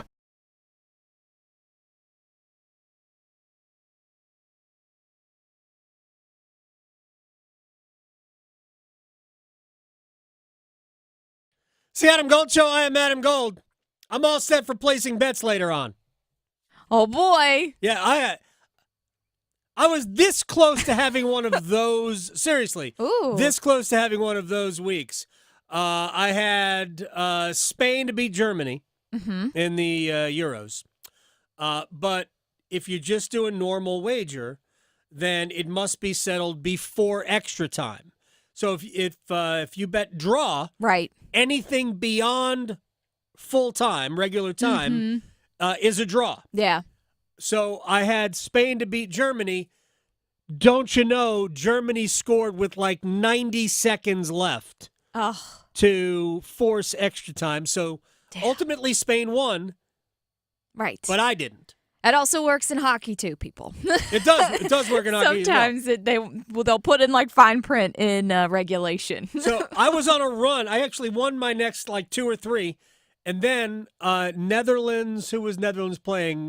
Turkey in the quarterfinals. Yeah. I had, I thought the Netherlands would win. They were favored. I didn't want to bet the favorite. So I was just like, what should I do? I decided to do an anytime goal of Cody Gakpo, who plays for Liverpool. Big fan. But I tried to, instead of doing anytime goal, I did last goal. Ooh, those are tricky. They are tricky. Cody Gakpo scored the last goal, sort of. It was ruled, but it was ruled an own goal. Oh, no. So I didn't get it. Oh. Very upsetting. Foiled. Anyway, just gambling stories all day long. I wager so little money it doesn't matter. Yeah. These are basically all fun anyway. Yeah. All right. Let's talk to my friend Brian Geisinger at bgeis_bird. Our Mr. Basketball here on the Adam Gold Show. All right, let's start with the Hornets. I think that, I don't know, tell me where they were, like, mentally with Miles Bridges and where they are now. I mean, he seems like a core piece now. Well, certainly the Clutch Sports press release / report from Adrian Wojnarowski at ESPN made sure to get it in there. That, he is part of the core in Charlotte with LaMelo Ball and Brandon Miller. It's hard for me to Hold on. that I just need a moment here for 1 second. I just hope people got that. I hope people understood the shot that was taken. I'm here for it. I'm here for it, Brian. All right, now continue with your thought. Yeah, I was handling that with the normal tact and grace that Clutch Sports generally uses with their negotiation tactics. But, I mean, I don't think he's like inner circle core. Maybe I'm projecting a little bit here, but he's on a different age curve than guys like LaMelo Ball, Brandon Miller, Mark Williams. LaMelo Ball is signed for the next 5 years, starting this season under contract with a rookie max extension. He's a one-time All-Star. Brandon Miller has 3 years left on his rookie contract, which I guess lines up with the 3 years left on this new Miles Bridges contract. Mark Williams has 2 years left on his rookie deal. I think eventually Miller is going to become like a max guy if things continue to go well with LaMelo Ball. Like, those are going to end up being the 2 max guys on the roster moving forward, and the 2 sort of like larger salaries on the roster. And again, Bridges being a 3-year deal lining up with the 3 years before Miller's extension would kick in doesn't surprise me. I just think this guy has to like actually prove himself that like he's even worthy of being part of an inner core. Like, make nothing of his off the court incidents, which are pretty heinous. Yeah. But this is a guy who I think had a lot of empty calories last season. It took a step back, scored a lot of points, but took a step back and was pretty much an empty calories kind of player, not a winning player. He doesn't play defense. He spaces out off the ball. He doesn't get to the rim like he used to. I know the roster was bad. The team was bad. LaMelo wasn't playing. But I'll tell you what, Brandon Miller kept pushing hard and playing hard and doing things the right way last season. And Miles Bridges slipped into a lot of bad habits. And look, I mean, we don't have to go down this whole entire path, but like, I do wish the league and the teams in it at some point in time would prove that they care about women. I would really like to see them do that just one time. It's really like not that hard. But my guess would be that Clutch, Miles Bridges, the Hornets, probably came to this number a few weeks ago or a week ago or something like that.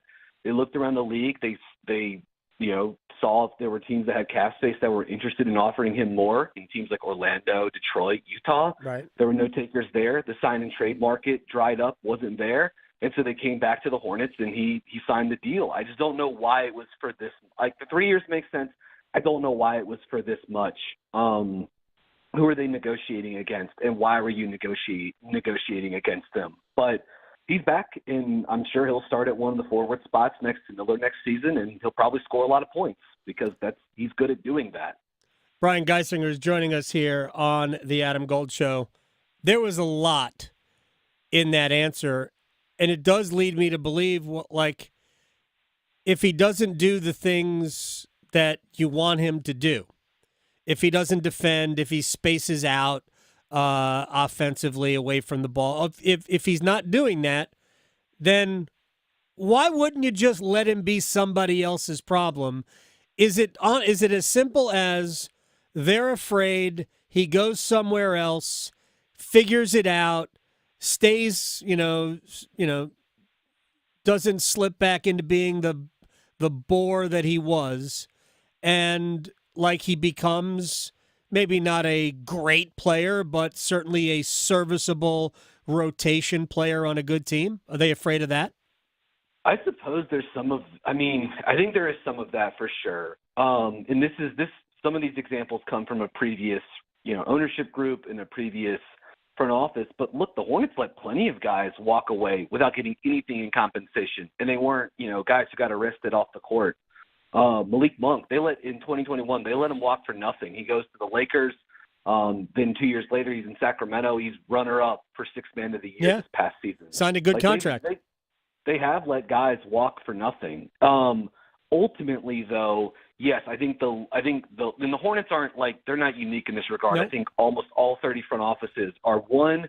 They're just it's impossible for them to say no to talent, no matter how much baggage comes with it. You know what I mean? And yeah. Miles Bridges is 26 years old. He's athletic, and he can score 20 points in a game and shoot threes. He's a talent. There's that. And I think some front offices are a little bit more committed to this than others, but I think there's something to be said about if you're thinking about these players as, contracts and value that they can contribute and not like a person or whatever, you think of them as an asset. And there's something to be said about not losing the asset, the talent, the contract, however you want to frame it, for nothing, right? And you're sort of you're paralyzed by the chance of not just that this guy could go out and play well for another team and help them win games or whatever, but that he would do it and you would get nothing in return. And so you think I'll just retain the asset and maybe kick the can down the road on actually figuring out what we're doing here. Not saying that's what happened with Charlotte, but I wouldn't be surprised if that's what part of the thought process here. Right. It is a bit. You're afraid that the asset, for whatever that asset is, you're afraid that goes somewhere else and it achieves more value somewhere else. And you're afraid of we gave him away for nothing, except sometimes doing the right thing has benefits. And those benefits are more than likely intangibles, but maybe those intangibles add up. Rod Brindamore, not to bring up the head coach of the Hurricanes, somebody I couldn't possibly have more respect for. In his mind, the number one value that a player brings is his character. His character as a player, what he stands for as a player. Now, also people, but in general, those two things go hand in hand. So it would be a rarity if they brought somebody in who didn't carry incredible value as a teammate, even more so than an actual talent. It's all about the people that you bring in. And maybe the Hornets just haven't figured that part out yet. Honestly, it's not a huge contract, but it's bigger than maybe it had to be based on what he provides to the organization and based on who else was available. Let me get your Brian Geisinger's thoughts on Bronny James. It was one summer league game. People have lost their minds because it was 4 points, 2 rebounds, 2 assists. See, that's where they are. What is Bronny James? He's a developing young player. He also happens to be the son of one of the most famous people in the history of human existence. Like there's that, and he lives in a time of incredible media saturation. And like I think I've said this before on the show with you, Gold. Like I've written about this, talked about it. Like I do believe in Bronny James as an NBA player. I did even before he got to USC. I don't think he's certainly not going to be his father, but right. A guy that I think has the ability to, once he develops, to be in NBA rotations for a long time. He can pass, he can shoot. He's a pit bull guarding the ball at the point of attack. And he's like a pretty good athlete. I know he's not that big by NBA standards, but I think for the guard position, he's mostly fine, and I think he's the guy that could carve out a long career in the NBA, independent of what is the name of his father, by just being a guy that can be whether he's a starter in your fourth or fifth option or on offense, or he's coming off the bench and just doing stuff that these are just some whatever examples, but doing Marcus Smart type things, yep. Doing not Tony Allen, that's probably doing like Avery Bradley kind of things, like these sort of like classic like defense first yet undersized combo guards. And I think that's the role for him, and it's going to take some time. And just like whether it's good, bad, or the otherwise, like his development, and it's going to. My guess is it's going to take a couple of years. It's going to happen underneath the public eye, which is pretty atypical for these types of players. Can he beat Drew Holiday in time? I don't think he can be that good. No, okay. I don't think he's that. a great. Drew Holiday's a great player. That's like the apex version of that archetype, So, all right. Speaking of Drew Holiday and Team USA, they got together. I've been thinking about this sort of out loud. I mean, it's an incredible roster. Maybe the second best Team USA roster we've ever seen. I don't know. There have been some amazing ones, obviously. But how is it going to play out? Anthony Edwards, who I love everything about, said he's still the number one option. I'm not sure he's wrong. Who is the number one option on Team USA? Is Anthony Edwards starting at the 2 guard? I could see it, because I could see Curry, Edwards, LeBron, Durant, and Embiid or Davis or whatever at center. Like that's a lineup that definitely makes some sense. And Edwards was the number one guy for the team at the World Cup, and he played very well within that role next season. And I mean, even in go back to 2012 when LeBron and Durant were on the same gold medal team that year under Coach K. Durant was the guy. So it's even though LeBron's on this team, as far as the guys who are going to that doesn't mean he's going to lead the team in usage rate and scoring. You know what I mean? In fact, I feel like they kind of deferring a little bit to one of the younger guys to be the guy that has to score all the points and then, gets drug tested by the ICC after the gold medal game or whatever. So my guess is that they're okay with that sort of taking a slightly lower usage and backseat role, but obviously this is going to be a pretty egalitarian scoring team, right? So it's Edwards could be the number one guy, and I of course it would be much more strange if Anthony Edwards came on and said I'm thinking I'm going to take a back seat. I might be the third option on this team. The guy has swag and confidence, from here, from North Carolina to France and back, right? He's unbelievable. That's part of the deal with him. But obviously, he's not the biggest name on this roster, though he is certainly on the ascent as a player in the game. I remember going back to Coach K's Team USA's. Wasn't Carmelo Anthony almost always the leading scorer? Wasn't Charles Barkley one of the leading scorers on the Dream Team? There's so many weapons on this team. If I had to ask you to tell me right now who would be the leading scorer at the Olympics for Team USA, who would it be? Man, Edwards is such a good guess. I know he's injured right now, but Durant is just the perfect FIBA player. The shorter 3-point line, getting to play off if he's healthy and can really go, I would say Durant. But if I had to power rank it or whatever, Edwards seems Edwards and Curry feel like good 2s and 3s. but this team is just so loaded. It's crazy how good it is. And it's crazy that, I'm amazed that guys like Kawhi Leonard and Joel Embiid. I mean, Steph Curry's never played in the Olympics before. Right. The amount of talent that they had to leave behind, like Jaylen Brown, Jalen Brunson, Paolo Banchero, Chet Holmgren, Jalen Williams, you could build an incredible team out of guys that didn't make this roster.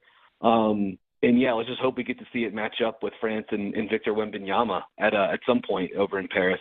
All right, real quick, thoughts on Team Canada? It's awesome. I love it. Super good roster. Gold, I remember at some point in the last couple of years being on here, and the two teams we circled, as the ones on the rise were France and Canada. And, I think that's come together even more so because, one, Shai Gilgeous-Alexander of Canada has just evolved into a top 5 to 10 player in the world and, an all-NBA guard and, an MVP candidate. And then Victor came along for France. And, he's poised to be, sooner rather than later, the best player in the world, the best defensive player in the world. And obviously he's not alone. 3 of the top 6 guys in the draft this year, including to John Salon, who went number 6 to the Hornets, were from France. The number 1 pick, Zachary Risse-Shea, is from France. So there's plenty of good players in the NBA currently from France, including Rudy Gobert. But they've got even more coming, not just in this draft, but in future drafts as well. So really impressive roster with Team Canada. Cannot wait to see them go. And them and France are the two that I think you've really got to circle outside of the United States as true contenders for the gold. USA will get pushed in a bunch of games because that's the nature of international basketball. It is at times way more physical even than the NBA. Brian Geisker, we will leave it there. My friend, I appreciate your time as always. Yeah, you guys be good. You got it. At @bgeis_bird on Twitter. Buzzbeat Podcast 24/7 Sports. I want to commend Brian. I sort of stopped and highlighted it. What he said about Miles Bridges.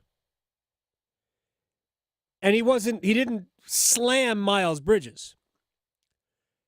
Because to me, it is a Miles Bridges issue, but it's not a Miles Bridges issue. It's something well within the control of not just the Charlotte Hornets or the NBA or professional sports. Right? It's well within their control. When people show you who they are, believe them.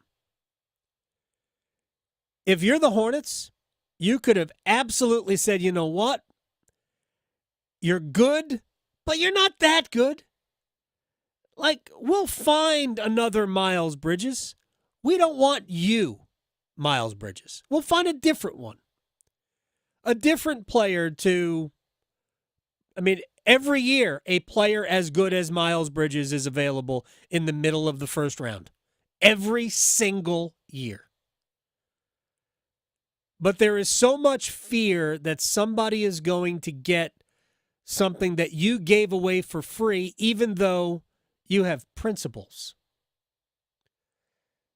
We don't see that enough in sports. We just don't. We definitely see it more when it's obvious that you can't help the team. So if Miles Bridges was a fringe roster player, does anybody doubt that he would not be on the Hornets roster? No, of course not, because that's the way it works. But how good is he to essentially overlook what he did? I remember who was the player who played for the Panthers who beat up his girlfriend and threw a bunch of guns on the bed? It was a defensive lineman. Hardy. Hardy, mm-hmm. right? Who is trying to have a fighting career and is awful at it, and I love seeing this. Yeah, it's good. So the Panthers got rid of him. Who signed him immediately? Dallas, right? Oh, that talent. You know what? The talent didn't make the trip with him. He was, at best, mediocre for the Cowboys. At best, mediocre. So it's okay to take a stand against stuff like that. It's okay to stand up for women. But in general, this is not just basketball, or in general, sports does a poor job with that. In general. There are very few occasions where sports doesn't punish, or very few occasions where sports punishes great players for being the opposite of that as people. Very few situations. It's sad, to be honest. But thanks to Brian for bringing it up. All right, we'll come back. We'll place bets. We will stretch. Lots to do. There's a big announcement coming from golf, and another very big, very significant financial announcement to let you in on, and we'll tell you that next. Serving it up hot and fresh every day. Adam Gold on the North Carolina Sports Network. Hey, it's Adam Gold from my friends at FanDuel, America's #1 sportsbook. And even as the playoffs wind down in basketball and hockey, there's still stuff worth wagering on if you are so inclined. And FanDuel wants to give you incentive to just keep a little skin in the game. Open up the app and enjoy all summer long. And this summer, FanDuel is hooking up all customers with a boost or a bonus daily. That's right. There is something for everyone every day all summer long. Go to FanDuel.com/AGS, FanDuel.com/AGS, and start making the most out of your summer. FanDuel, official sports betting partner of Major League Baseball. Must be 21 or older and present in North Carolina. Opt-in required. Wager requirements apply. Bonuses awarded as non-withdrawable bonus bets or profit boost tokens. Restrictions apply, including bonus expiration. See terms and conditions at FanDuel.com/sportsbook. Gambling problem? Call 877-718-5543 or visit morethanagame.nc.gov. Trust ACT Construction Equipment and Avant Articulated Loaders for the right equipment to help get your work done. Avant makes the most multifunctional loaders in the world. Whether you're a landscaping pro or homeowner serious about property maintenance, you need an Avant loader. ACT Construction Equipment is your authorized Avant dealer for sales, service, parts, and rentals. Visit one of our 7 locations or actce.com for more details about Avant Articulated Loaders. ACT Construction Equipment, always the right equipment for the job. AARP wants your health, wealth, and happiness to live as long as you do. Join us each week for AARP Without Limits when we meet the people in our state who can provide you with a bit of lift or inspiration to live your happiest life at 50 plus. Learn more about this topic and others each week on AARP Without Limits. You can find the latest episodes of AARP Without Limits wherever you listen to your podcasts. From the mountains to the coast, there is tremendous pride in North Carolina agriculture. NC Forever Farms is a program recognizing family farms that are protecting precious working lands vital to the future of agriculture. Through permanent agricultural conservation easements, these NC Forever Farms will always be protected from development. Learn more about preserving family farms through the Farmland Preservation Division of the North Carolina Department of Agriculture and Consumer Services by visiting ncadfp.org. If you or a loved one have been a victim of crime, the North Carolina Department of Public Safety Office of Victim Compensation Services provides programs to help you find peace of mind. They are here to help you apply for benefits that you may qualify for to recover from hardships such as lost wages and medical expenses. To learn more, visit ncdps.gov/4victims. That's ncdps.gov/4VICTIMS. Turning 65 soon, navigating Medicare can be overwhelming and confusing, but you're not alone. The NC Department of Insurance SHIP program can help. SHIP counselors can help you understand Medicare benefits to make your best choices. Visit ncship.com or call toll-free at 855-408-1212. SHIP provides free, unbiased help in all 100 counties. Project supported by grants from the Administration for Community Living. Contents do not necessarily represent official views of, nor an endorsement by ACL, HHS, or the U.S. government. From the mountains to the coast, 2.5 million North Carolinians are members of an electric cooperative. Every day, this network of 26 electric co-ops is working together with local members like you to power a brighter future through innovative energy technologies, community support, and enhanced grid reliability. Learn more about our brighter future vision at ncelectriccooperatives.com. North Carolina's electric cooperatives, powering a brighter future. This is Adam Gold. It was crazy, too. After the first period, the shots on goal, the Maple Leafs goalie didn't even have to do anything most of the game. Yeah, Joseph Wall was bored. Yes. In the first period. He was knitting a sweater at one point. I mean, lovely. A lovely sweater. He was making syrup. I mean, it was weird. The Adam Gold Show.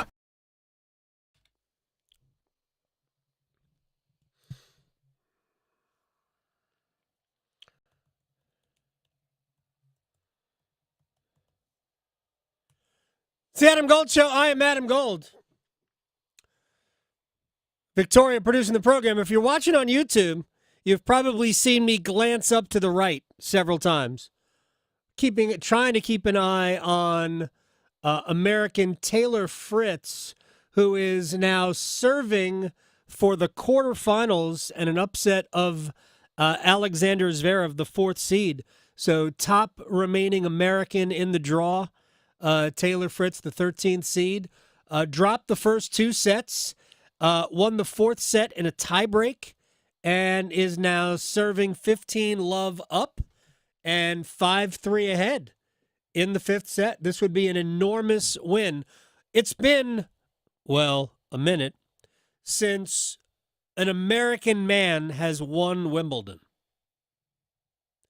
It's been a minute since an American man has, I believe, gotten to the finals of Wimbledon. I think it wasn't the last finalist Roddick in like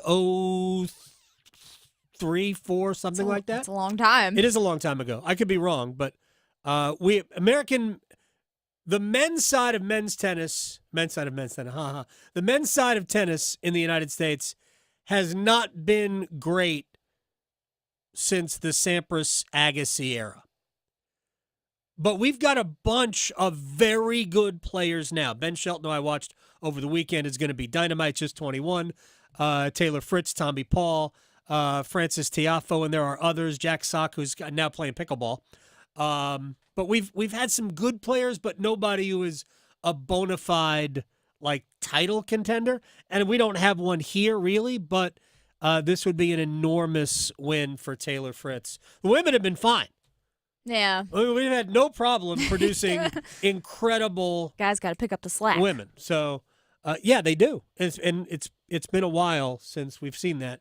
So just keeping an eye on Taylor Fritz. Yeah. Before we stretch, looks like Keegan Bradley is going to be the U.S. Ryder Cup captain. I was under the impression that we were just waiting for the Public Investment Fund and the PGA Tour to kind of figure things out, and Tiger Woods would eventually be named the Ryder Cup captain for Bethpage, which is on Long Island, for next September.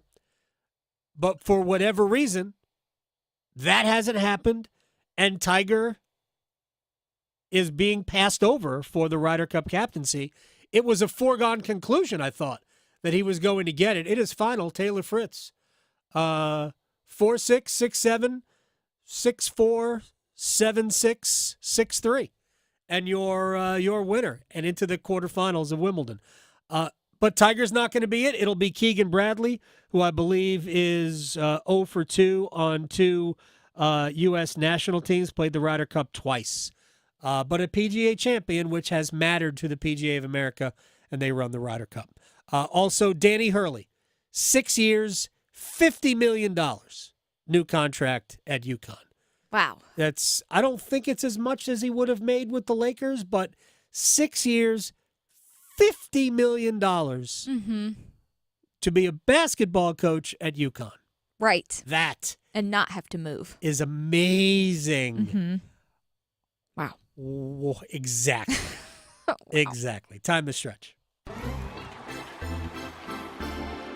Well, something else that might be amazing, but in the opposite way. The reason that I played Bon Jovi is a bum song coming into Okay. this is because Bon Jovi has a new album that has come out called Forever. And it is setting records, but it is setting bad records because... Whoa. Yeah. So wait. This is John Bon Jovi, not Bon Jovi. Right. Is Well, this just a solo album? yes. Okay. Yes. So it debuted at number 5 last week, but it is now dropped all the way out of the Billboard 200. Are you kidding? No, it's not even top 200. So unless it rebounds and gets back onto the chart, this will be the first Bon Jovi studio album that has only lasted a week in the top 200. Wow, that is not good. No. No. I have no jokes. Maybe he's been spent too long owning an Arena Football League team. Maybe. I don't know. Was it the Philadelphia? I don't know what. I have no idea. Freedom? No, I have no idea. Yeah, no, but Bon Jovi's last album, 2020, only lasted 2 weeks on the top 200. So I guess there's a trend. I guess there's a trend going on for Bon Jovi. Maybe don't. Yeah, we should probably just retire. Maybe just do a tour, play all your old songs, and be done with it. I know. You could live off of all the hits that you've had. I mean, what are we doing? Always got to create something new. Well, maybe he could go to England and visit a wishing well that you no longer... you can no longer throw coins into. What? Yeah, so they recently switched to contactless payments. You know, back in the day. Wait, a wishing well? Uh-huh. Yep. It's got a card reader. Yeah, it's part of an old Roman bathhouse in Bath, England that's 2,000 years old. And back then, you know, it used to be a cold water pool. People would jump in after a hot bath. That's gross, so they turned it into a wishing well where people would, you know, toss some coins in there. And you make your wish and you have your fingers crossed and it's great and, you know, all this stuff. Well, the pandemic closed things down. And so that's when they decided to switch things up in 2022 and make it a contactless payment. But yeah, they've seen some decreases in their donations. Shocking! Shocking that people are not going to put their card up I know. to a reader to donate a nickel. Right. Yes. Yeah. These it said that the money used to go to a charity that was ran by the bathhouse, and they were making about $133,000 a year. Now they're just under $14,000 a year. So yeah, and it's looking like it's going to be less than that. I don't know why. What an unbelievably bad idea. It's a terrible idea. Did they idea. think that people were so hell-bent, like, I can't wait to give 5 cents? Right. No. So what they're blaming this on, they say that they didn't really want to do this, but they said that tossing the coins was damaging the bath structure, and just retrieving and cleaning wasn't cheap either. But let me tell you, you're making a lot more money. I think you could spend it on whatever it costs to clean and fix your bathtub. But what's the percentage that you give up Yeah. when you're putting it on a credit card? I Right? Because know. you have to pay There's for a that. fee. Yeah, there's a fee. So you throw in like a quarter and you got to pay 10 cents just to... Well, it's not quite that bad, but it's like... Because... It's just... I know. It's terrible. I don't understand the idea. So if you were hoping to go to Bath, England and toss some coins in a wishing well, you just bring your card. So, real quick, this is just the silliest thing ever. So, the whole point of those wishing wells is kids, little kids, like to throw pennies or whatever you give them to throw it in there. Yeah. It's just fun for them. Yeah. Right? I did it in Italy with the big wishing well thing, and you throw it over your shoulder. Like, big kids at heart can do it too, and they're taking it from everyone. So yeah, People. I know. I don't know. Okay. It's crazy, All but right. maybe you can use your coins to place some bets. Place your bets. Do here. I bet you slice into the woods $100. Gambling is illegal at Bushwood, sir, and I never slide. Okay, you can owe me. I owe you nothing. All right, we had a good. I told you it could have been a better weekend. That was the Cody Gakpo last goal, which my son thought I was crazy for trying, and Oh. we're watching the last goal get scored, and I went, was that Gakpo? And he goes, I think it was Gakpo. But it was ruled an own goal. That was plus 425. Ooh. Yeah, so I got well, nothing. Yeah. But whatever. But would have. It was a plus weekend. Okay. And all I did was soccer. That's all I did was soccer, and I'm not doing any soccer today. That's okay. You go first. So all I'm doing is baseball because Okay. that's all that's going on. So Minnesota Twins are going to be in Chicago taking on the enemy, the White Sox. Sorry, I'm a Cubs fan. So give me the Minnesota Twins to win. They are obviously favored, but let me take over 9.5. That's plus 175. All right, all of my bets are coming from the same event. Ooh. Wimbledon. Nice. So, I don't know if anybody saw it. You can do a Google search.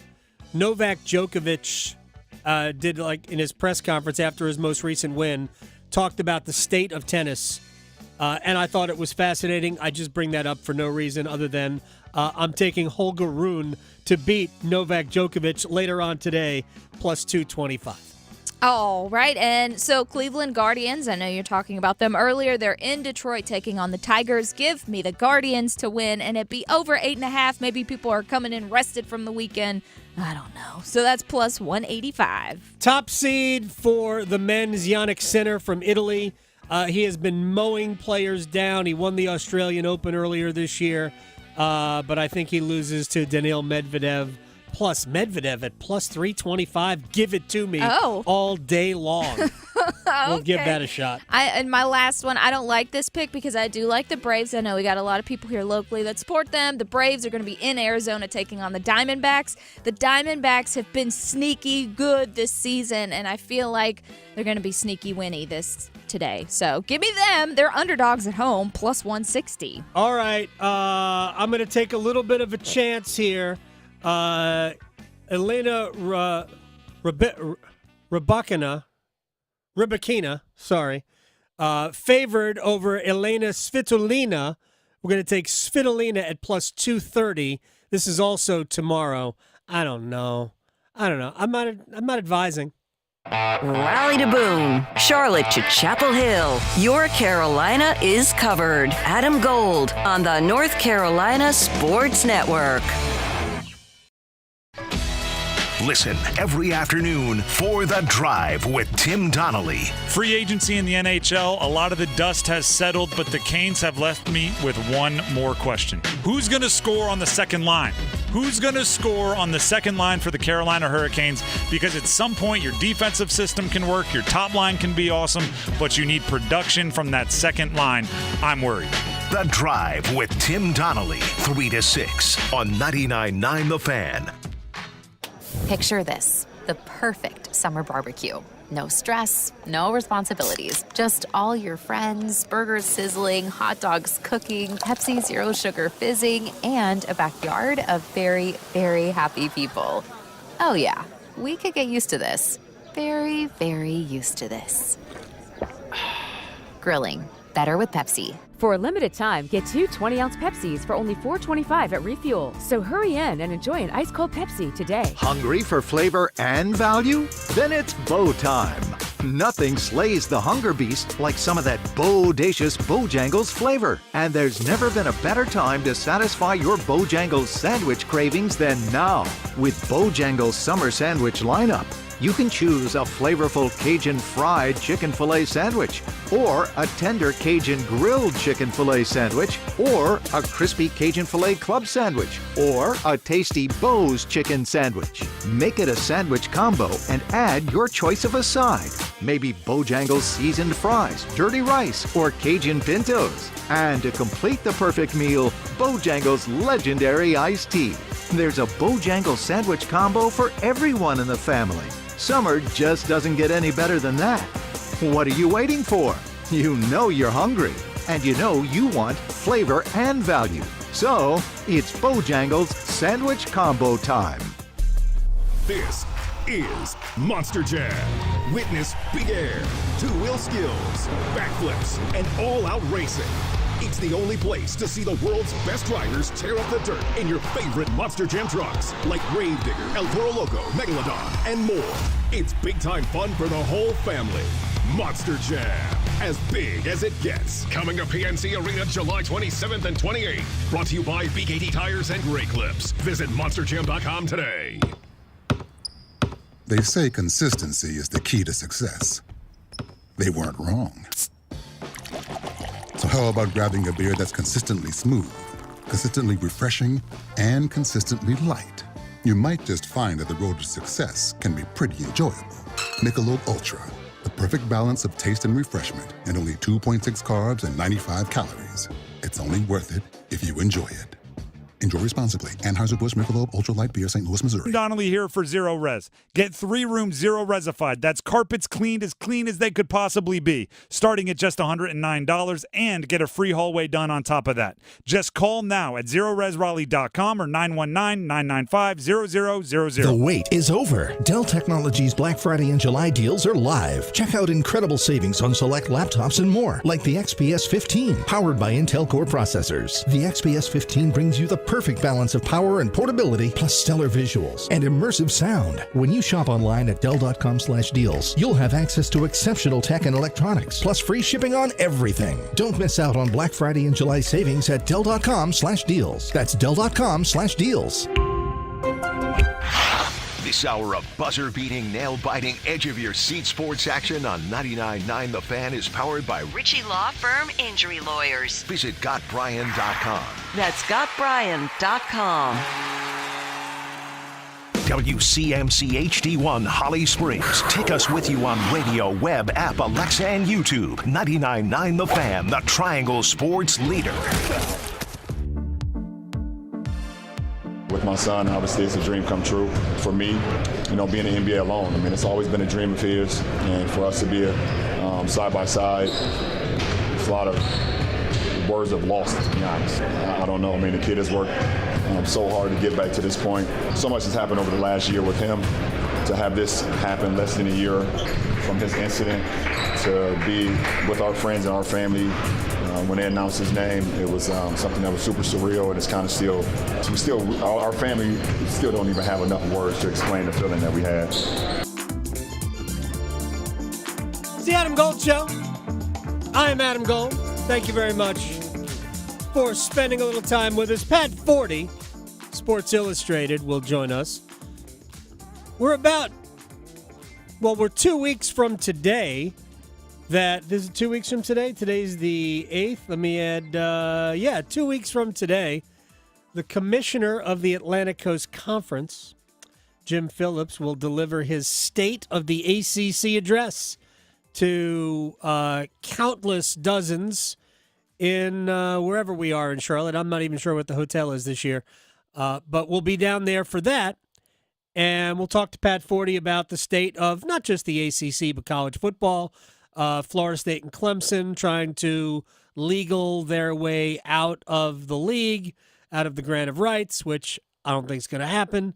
Maybe Pat Forty has a different opinion on that. And also, who are practicing in the Triangle? I don't know about right now, but this morning, yesterday, the U.S. Olympic swim team. Oh, fun. So, we are enormous medal favorites again. There are a lot of great swimming nations. Yeah. Katie Ledecky's crushing it, like usual. Hello, day ends in a Y. 27 years old. So, I don't know if 27 is prime for a swimmer, but she's pretty amazing. So, and Pat Forty has been covering that. I know he was in town yesterday, flew out yesterday, but we will talk to him about a little USA swimming. There is a Wolfpack kind of flavor to it. There is some Wolfpack influence.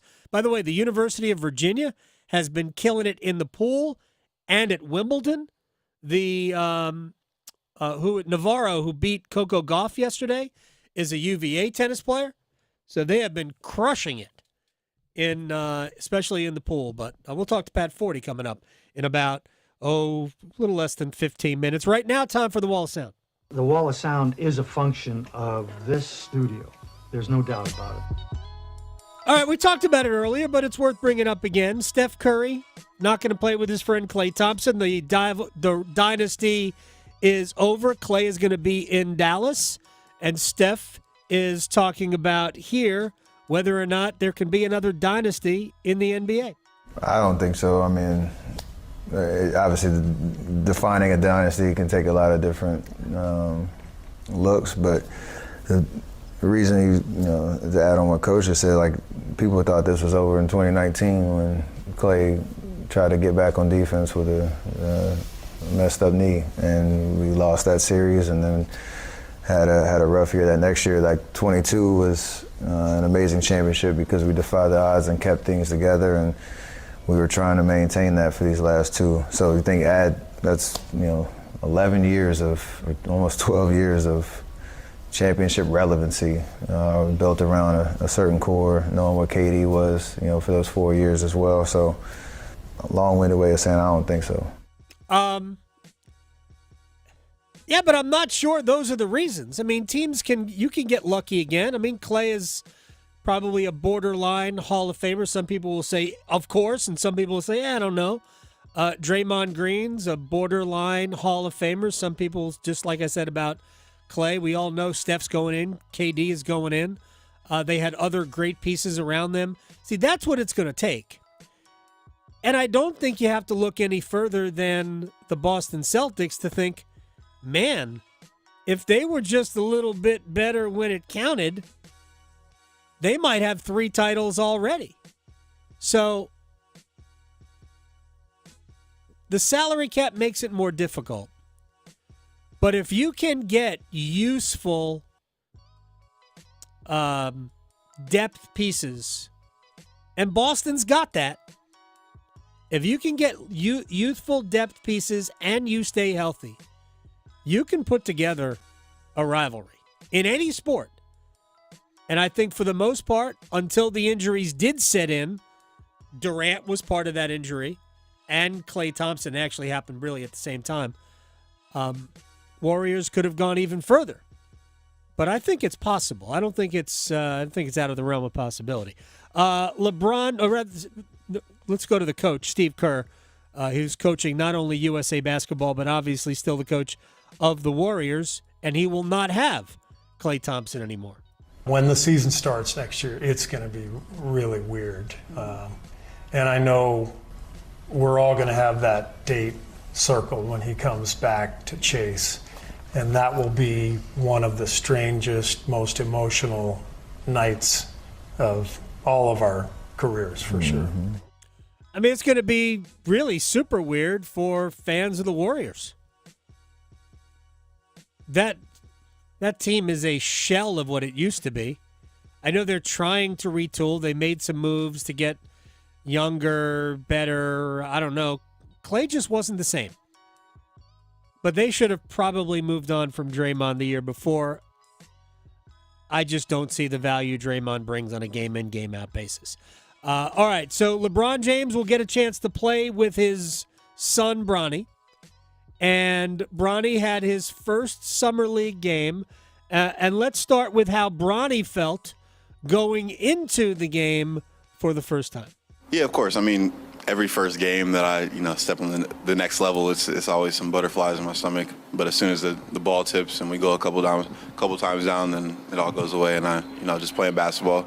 So, it's always going to be there, but, get through it. I mean, I don't know what anybody thought of his performance. I didn't see it. I know, 4 points, 2 rebounds, 2 assists, whatever it was, got more attention than it probably should have, but that's the way it's going to be for Bronny James. And LeBron, his dad, says that people don't understand how Bronny doesn't care. I don't know if people really understand Bronny. He doesn't care. I actually cared a little bit when I came in. I wanted people to like me, and some of the things that people were saying about me, it kind of bothered me early on in my career. I let it get to me. Bronny doesn't give a He does not care about nobody. He doesn't even listen to that stuff. He's like the coolest. He's like the complete opposite of his dad. His dad will say something. Yeah. Bronny does not care. So like everything that's being said about him, he really does not care. I mean, couldn't that also be because there is no pressure on him? On who? On Bronny. He got a job without actually needing to. But there is pressure on him. I think there's enormous pressure on him. I'm sure, but So- he knows he's going to be rich either way. Yeah, but he was rich before this. I know, that's what I'm saying. There's no pressure because he's good. He made all the NIL money, but there's.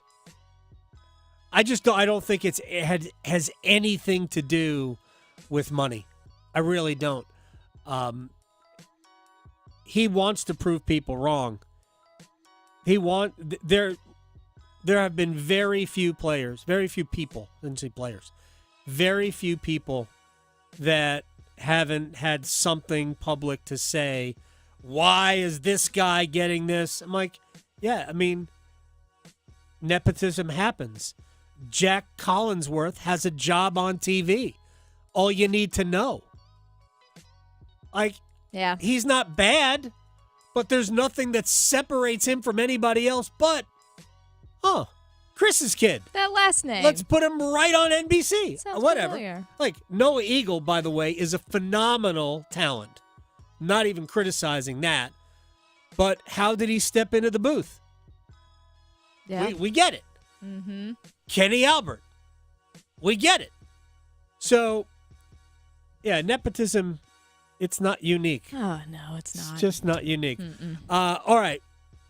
One quick thing before we take a break, Pat 40 on the other side. We had our Caitlin Clark, Angel Reese conversations for however long they were.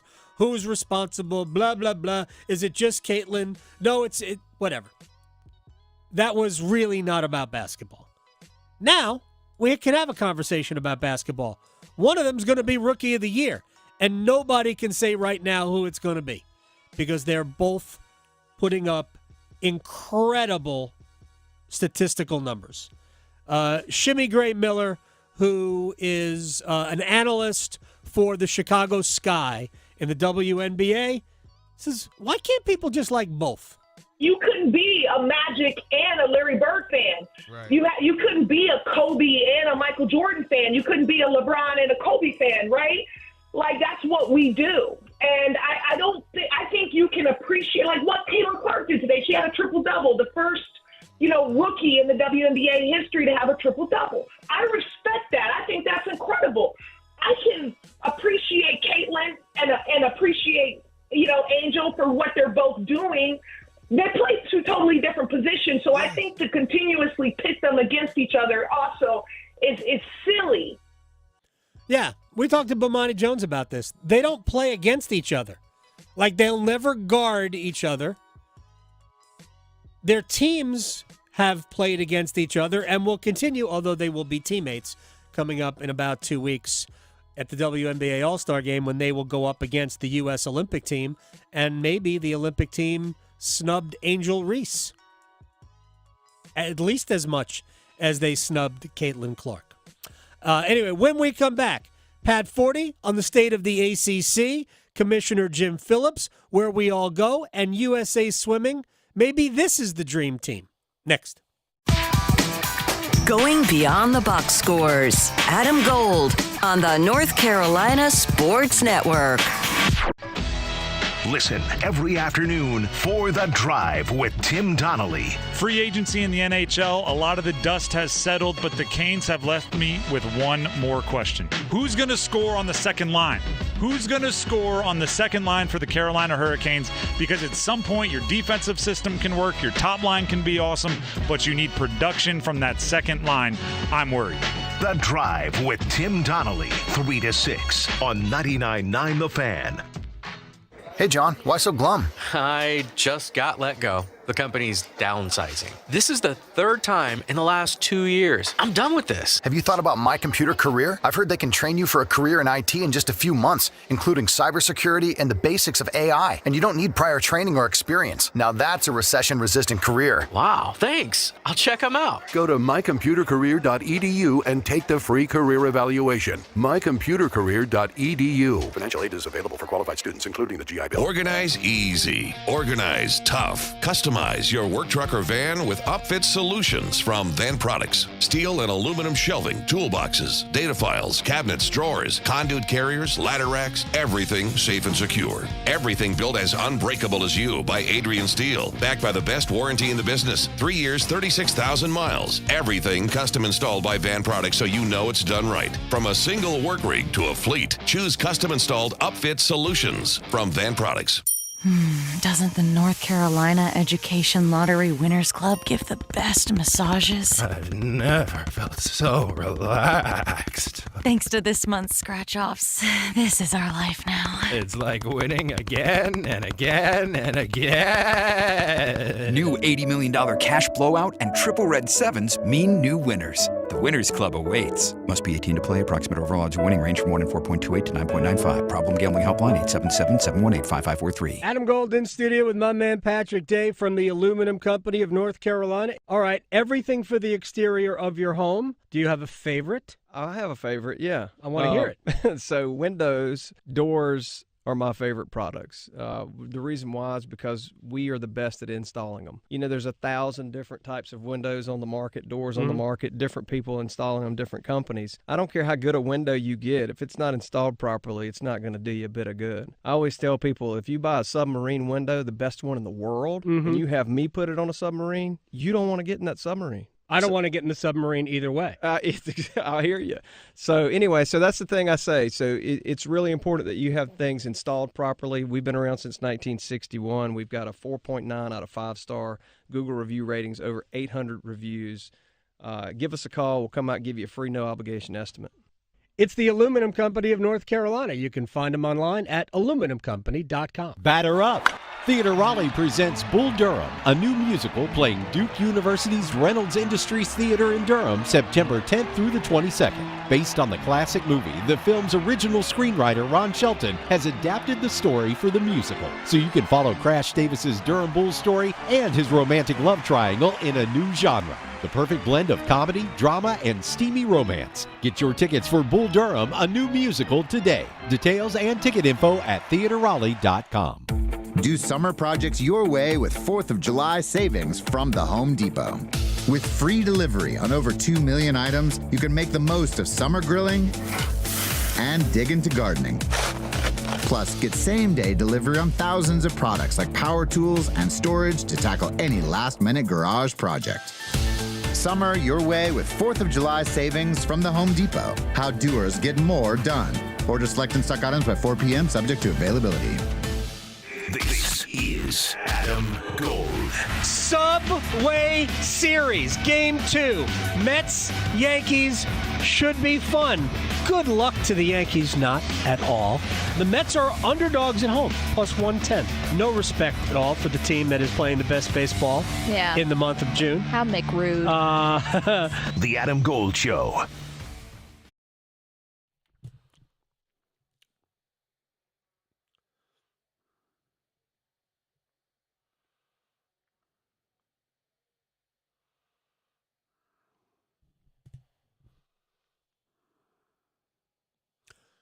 It's the Adam Gold Show. I am Adam Gold.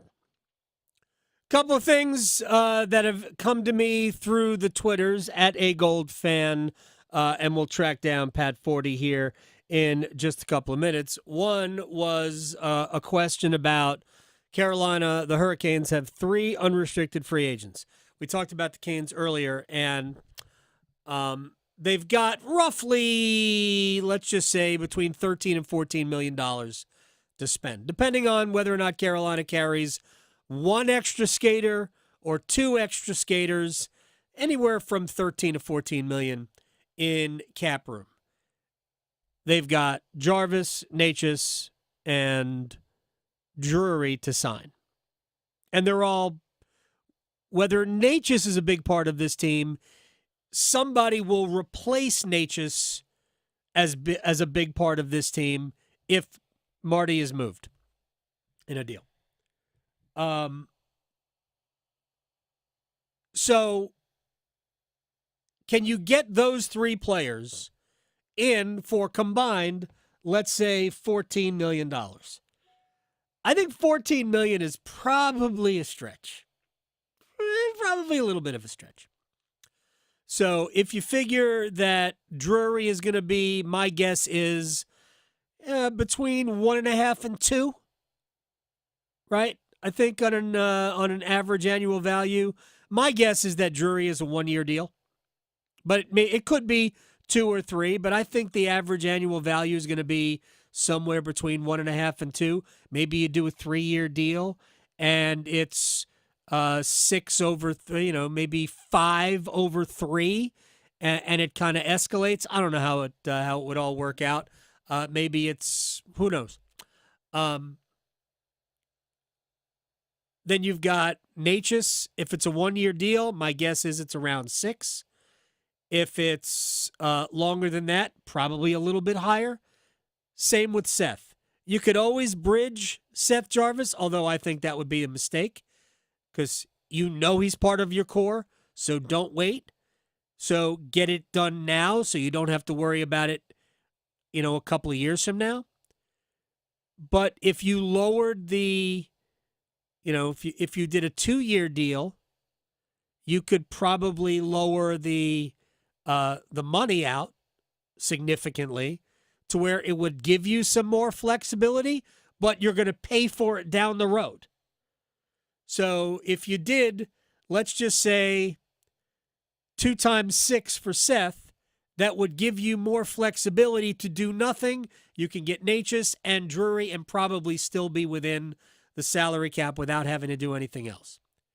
Keep this in mind, and I pointed this out to the question on Twitter.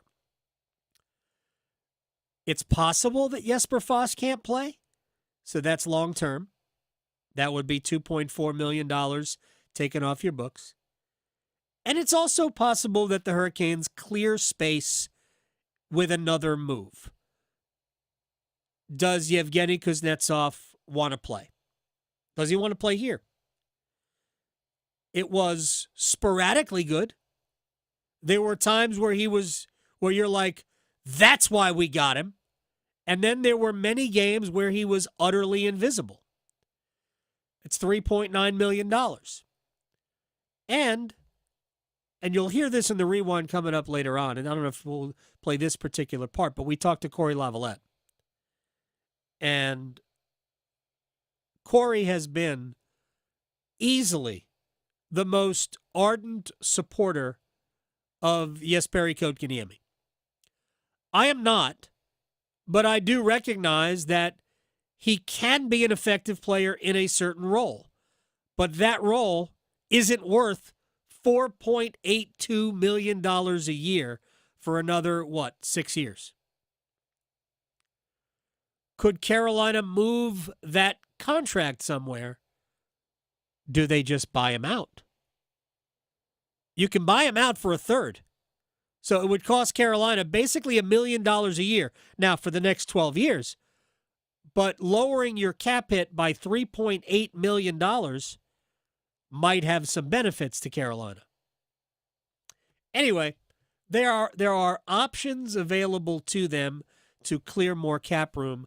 I am not concerned that they'd be able to sign Jarvis, Drury, and Natchez. Not at all concerned that they would be able to do that. So that's where I am with that. You can always ask a question on Twitter, or as happened in One-Timers, yeah. People did it in the chat right there on YouTube. Just to recap the Hurricanes a week after free agency.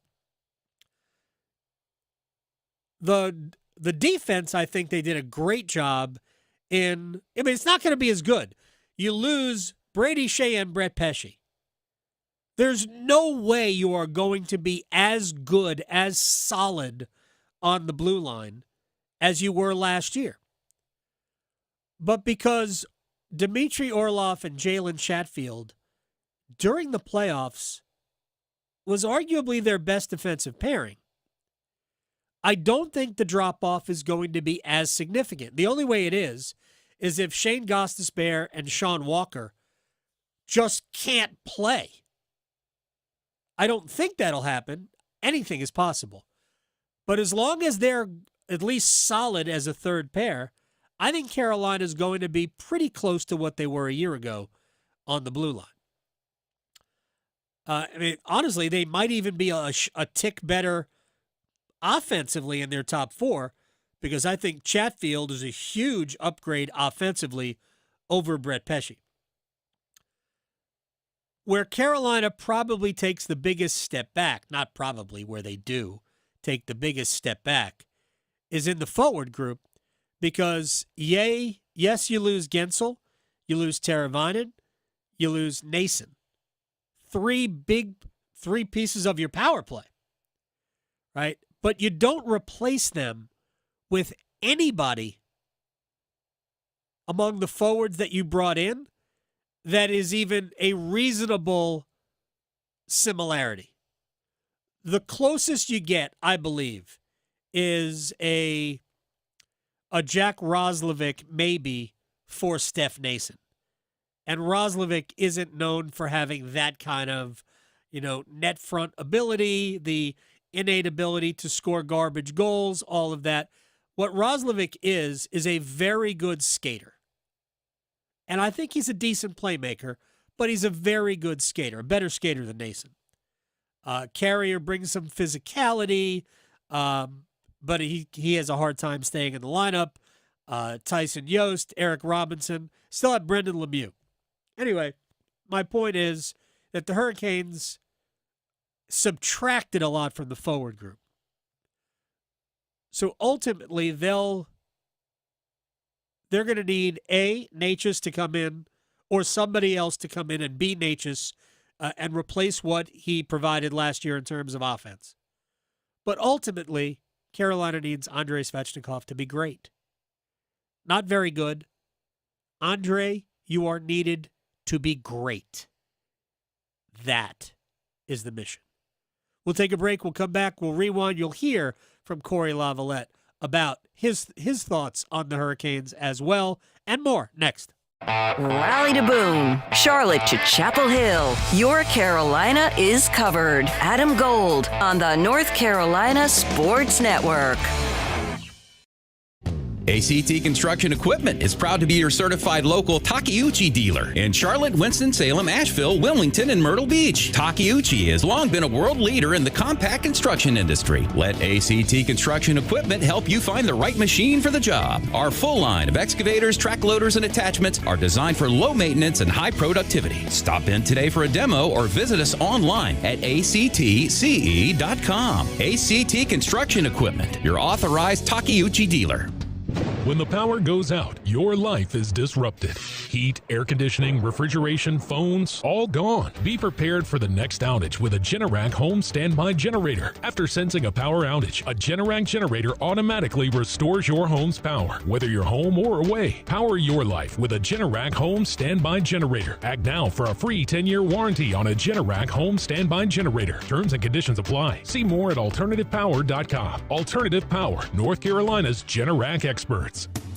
AARP wants your health, wealth, and happiness to live as long as you do. Join us each week for AARP Without Limits when we meet the people in our state who can provide you with a bit of lift or inspiration to live your happiest life at 50 plus.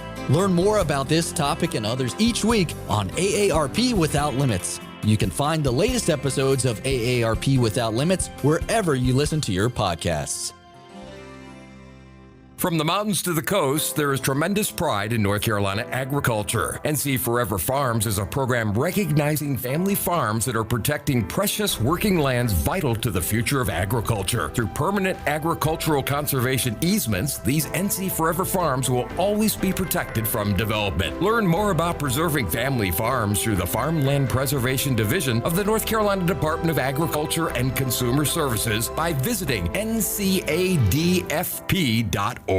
If you or a loved one have been a victim of crime, the North Carolina Department of Public Safety Office of Victim Compensation Services provides programs to help you find peace of mind. They are here to help you apply for benefits that you may qualify for to recover from hardships such as lost wages and medical expenses. To learn more, visit ncdps.gov/4victims. That's ncdps.gov/4victims. Are you taking care of someone on Medicare? Navigating Medicare can be overwhelming. You're not alone. The NC Department of Insurance SHIP program can help you figure out what steps to take and when. SHIP counselors can answer your questions. Visit ncshiip.com or call toll-free at 855-408-1212. SHIP provides free, unbiased help in all 100 counties. Project supported by grants from the Administration for Community Living. Contents do not necessarily represent official views of, nor an endorsement by ACL, HHS, or the U.S. government. From the mountains to the coast, 2.5 million North Carolinians are members of an electric cooperative. Every day, this network of 26 electric co-ops is working together with local members like you to power a brighter future through innovative energy technologies, community support, and enhanced grid reliability. Learn more about our brighter future vision at ncelectriccooperatives.com. North Carolina's electric cooperatives, powering a brighter future. You wouldn't ask your mechanic to help stage your property for an open house. As NC Realtors, we're experts who make buying or selling property easier for you. Using the latest technology and armed with local insights, our Realtors help you find properties you would want to call home. We also know which details make your property more attractive to other buyers. From start to finish, our Realtors know. Find out more at ncrealtorsknow.com. This is Adam Gold.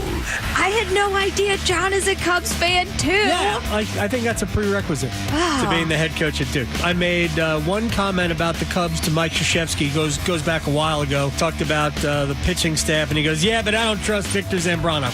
Like, what? The Adam Gold Show.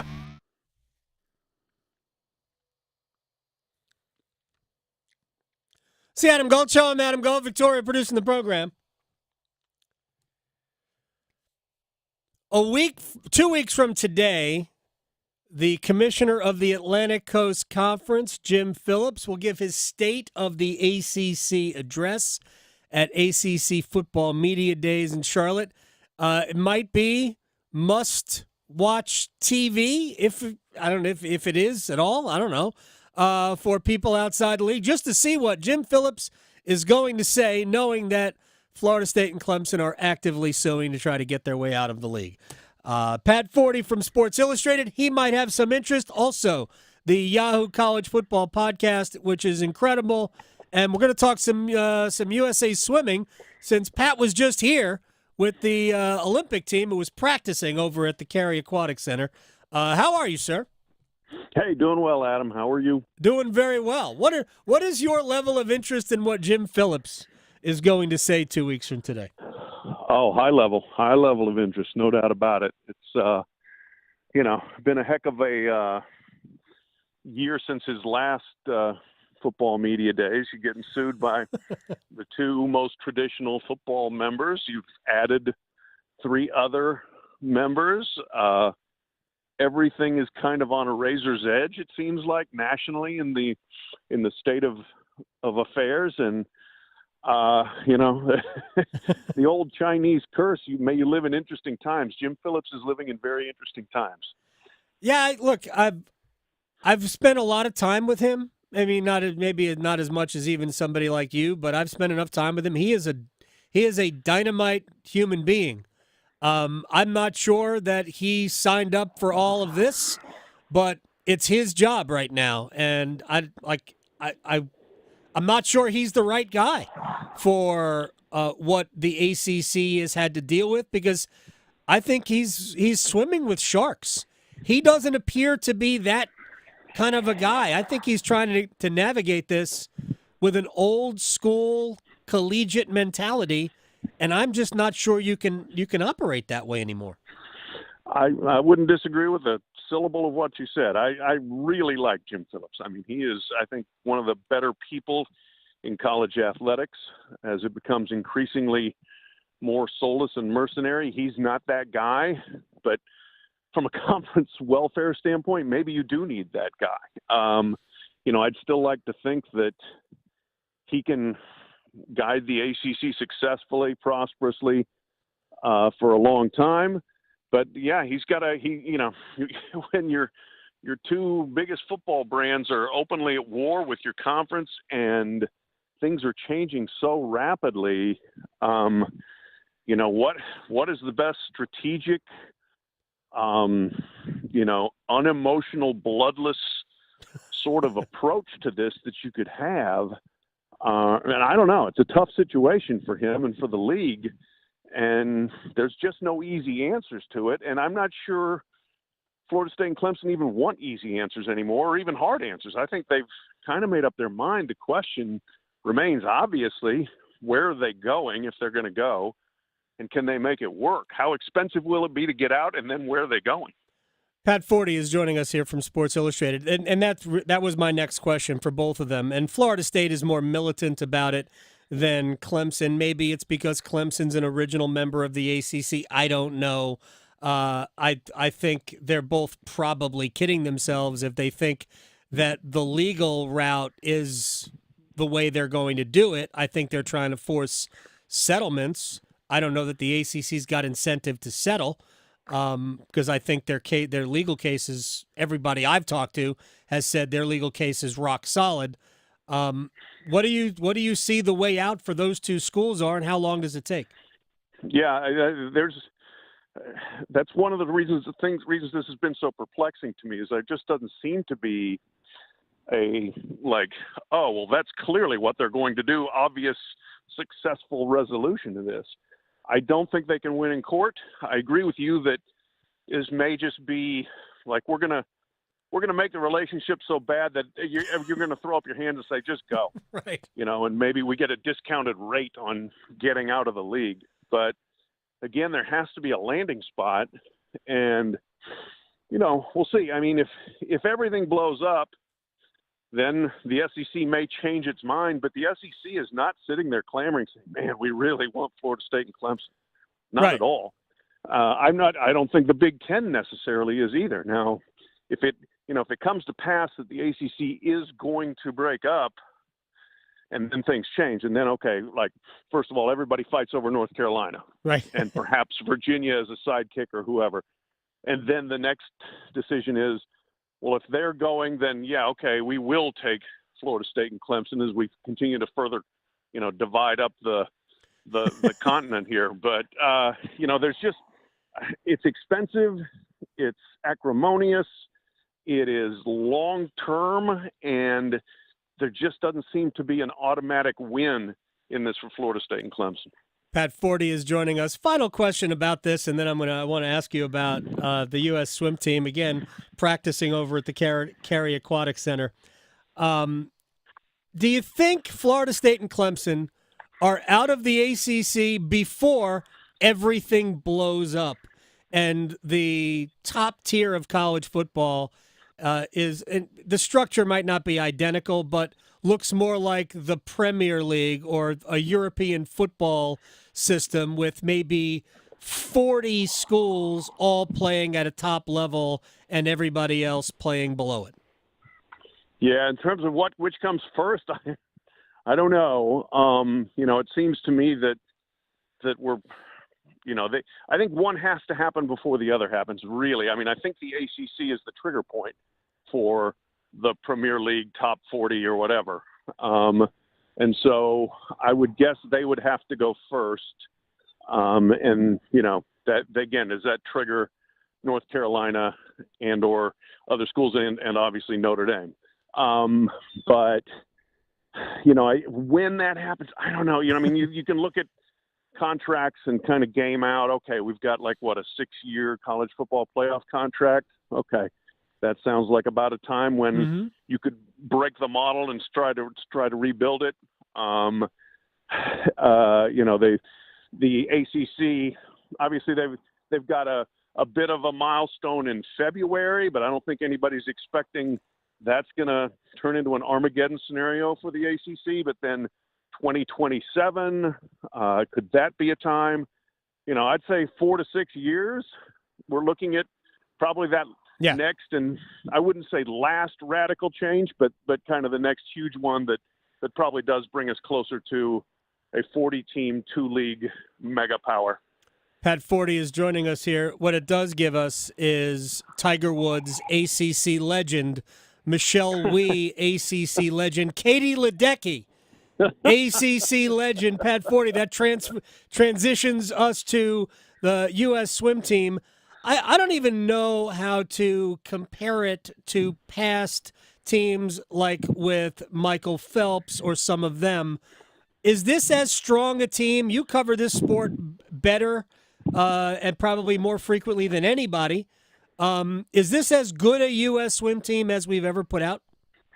It's not, because we don't have Michael Phelps. Oh, okay. That was just he was, such a difference maker on a level that we've never seen. So the women's team is very, very good. But it also happens that Australia's got maybe the best women's swim team they've ever had, and arguably the best female swimmer in the world is from Canada. And then on the men's side, there has been a bit of a generational transition here that's still ongoing, and it's a young American men's team. And 2028 could be totally dominant men's team, but this year probably still finding itself a little bit. So, if you're sitting at home and you're just going to turn this on, you haven't paid any attention, which I don't blame anybody for that, but you're probably saying, well, we're used to seeing America win half the gold medals. Right. I don't think it's going to be that many. I would say somewhere between 10 and 15. If they get to 15, wow, everything went really well. If it's 10, okay, not quite as good as maybe they hoped. Somewhere in between there might be the most realistic number. Katie Ledecky is still at the top of her game. Where is she? I don't even know what I said this earlier. I'm not even sure what age a swimmer's prime is. She's 27. Is she in it? Is she beyond it? She's both. She's both in it and beyond it. She's unbelievable to still be, especially the events she swims, which are so hard, for her to still be, the unquestioned number one in the world in the mile and in the 800. But the world's caught up with her in the shorter ones, the 400 and the 200. And so, she's not – she was at her apex of domination in 2016. Yeah. And still really good. And she's still going to win gold medals in Paris. But the world has changed a little bit around her, but incredible for her. Now, 4 Olympic Games and still, going to go in there and win that mile by half a pool. It was by a lot more than half a pool when she swam the mile. Was it the last Olympics or the Olympics before then? She was like almost 2 laps ahead of everybody else.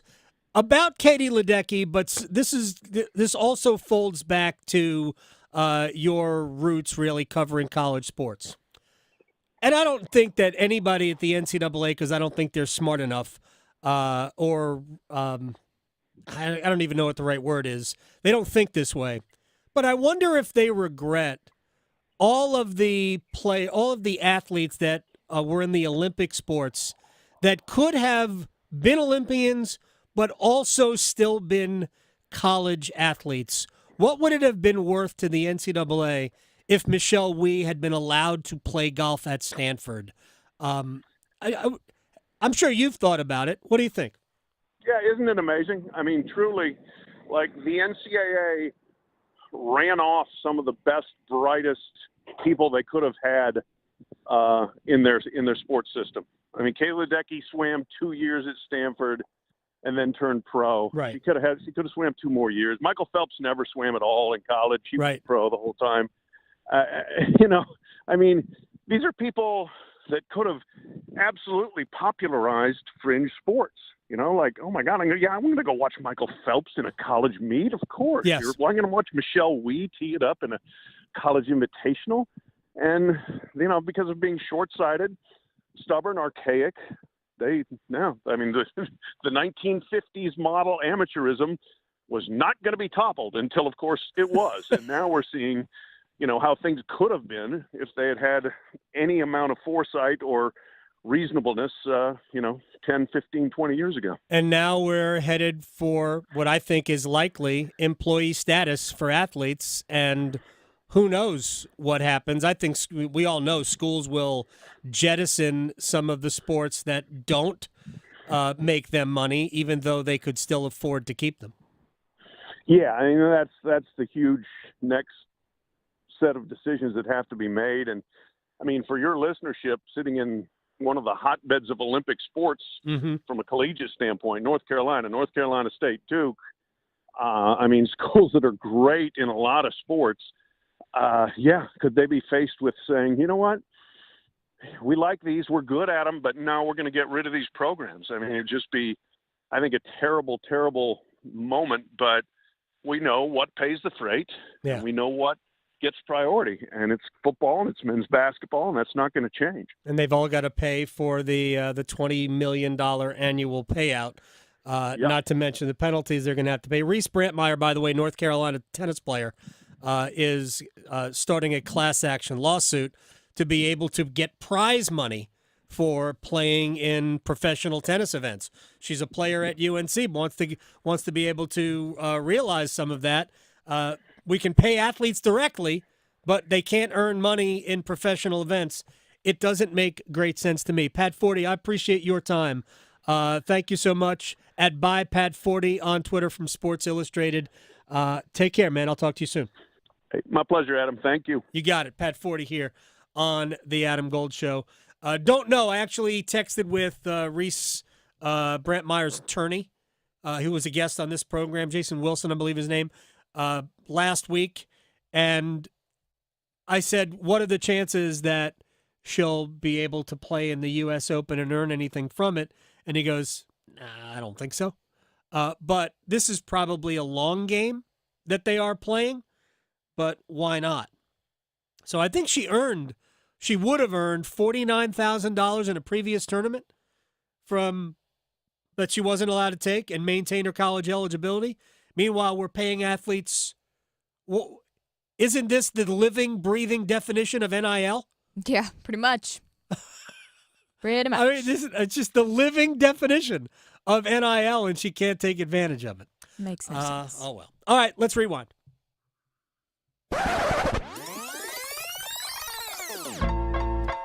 All right, let's go back to the Carolina Hurricanes. Corey Lavalette from The Athletic and the North State Journal at Corey Lav on Twitter. I gave you my thoughts on the roster. Here are his. Yeah, I mean, I think it's hard to not say that there's a bit of a step back everywhere, right? With the exception of goaltending, I think. But I don't think it's doom and gloom step backs. The hard part of this offseason to me is when you make a big name when you acquire a big name rental at the deadline. That's exciting at the deadline, right? Yeah. But most of the time, it's with the understanding that this is a rental, and the fact that there was hope with Jake Gensel makes that loss feel a lot worse than probably what 90% of rentals are like. You know, I mean, yes, teams, get their rentals and sometimes they re-sign them because it works out well. Right. We saw that with Barbashev in Vegas. We see that with the Islanders. Well, I don't know that anything works out. Well, it didn't work out, but they re-signed, and the Devils did that with Timo Meier too. Yeah. Well, a little different situation because you have an RFA there, but yeah. So because you lose Jake Gensel when there was hope, I think people see this offseason as oh my God, we took this drastic step back in our forward group when, until the middle of March, until I think it was March 13th was the first time Jake Gensel played, they didn't have Jake Gensel. Right. And they were, especially from January 1st on, were extremely good without Jake Gensel. So, it's a step back. I don't think there's any doubt about that. You mentioned the defense. I think they did a good job pivoting there with the idea of what's coming, which is, obviously Orlov has a year left, Burns has a year left, and you've got Nikisha and you've got Morrow.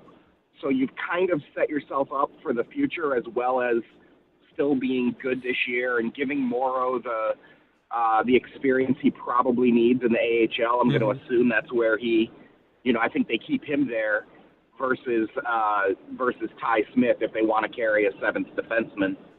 And then at forward, Teuvo Teravainen hurts, Stefan Nason hurts, but these are guys who did a lot of damage on the power play. And, not huge 5-on-5 contributors. So I'm wondering, with more opportunity, do we just see that kind of level out a bit?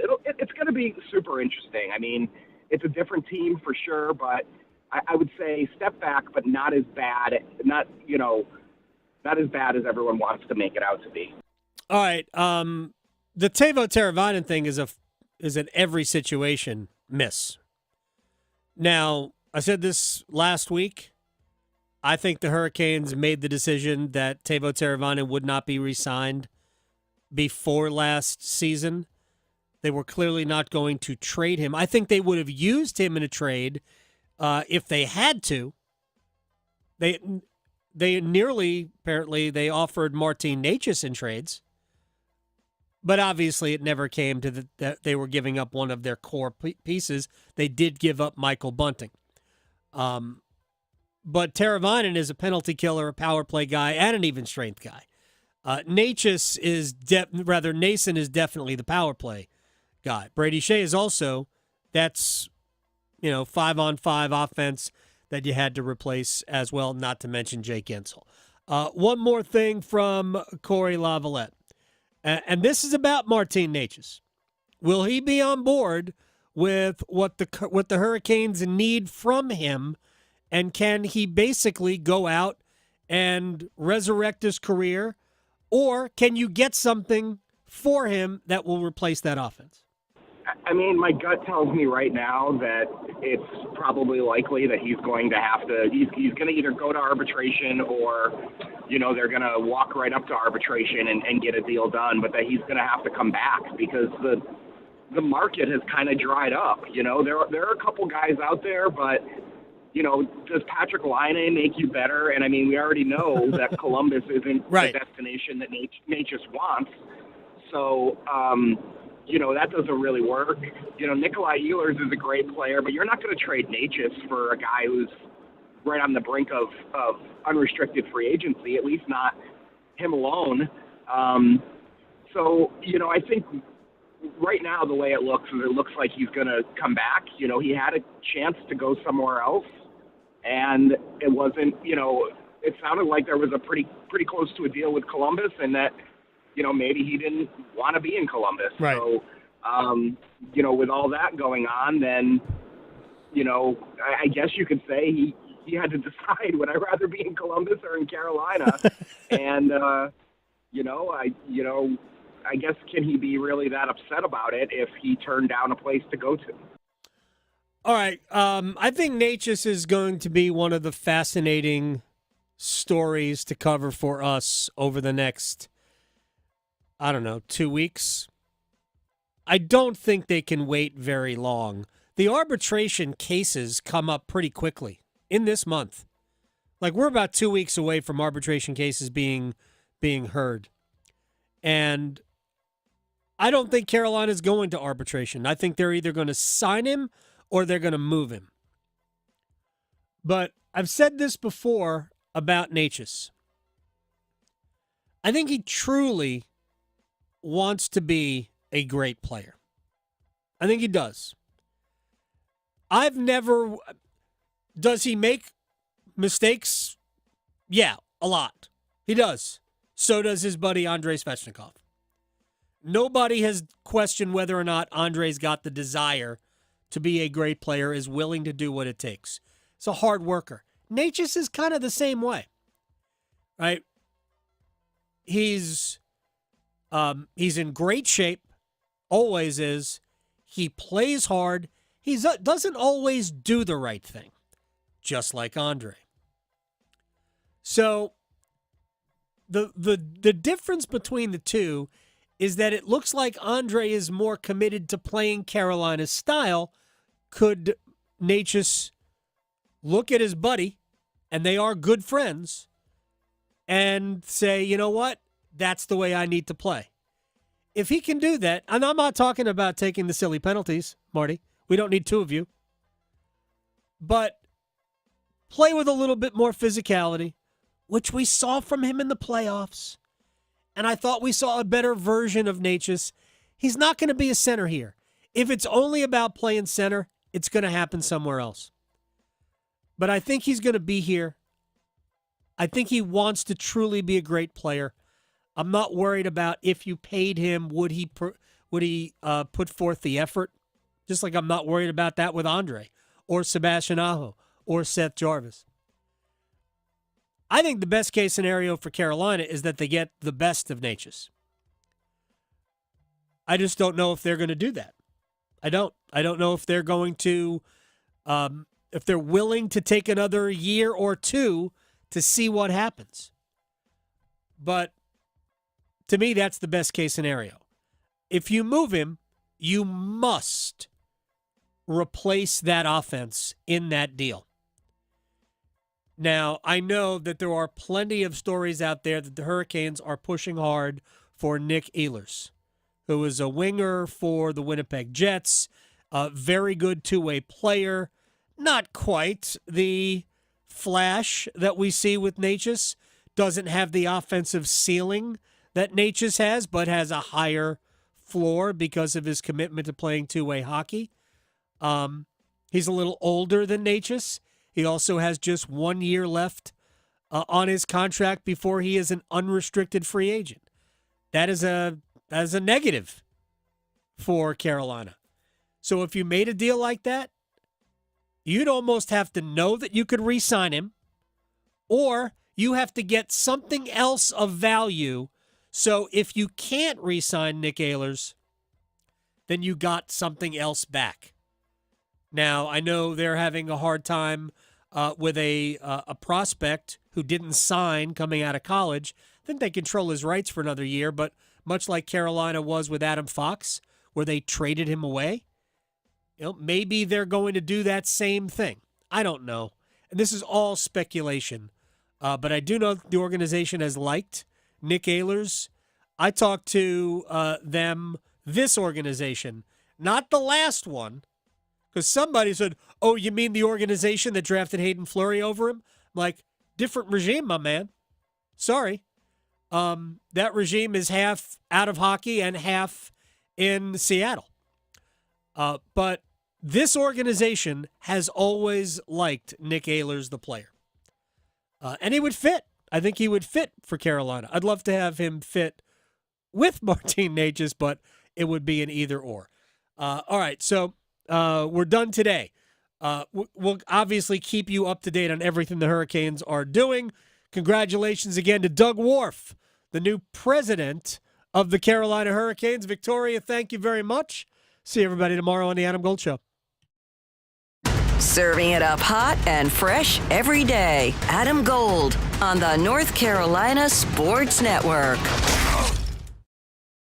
Adam Gold here from my man, Coach Pete DeRuta, Capital Financial Advisory Group in Apex. He is an expert on retirement planning. You, me, everybody else thinking about, well, can we retire? Why don't we find out? Let's go to the expert himself, Coach Pete DeRuta, and lucky for us,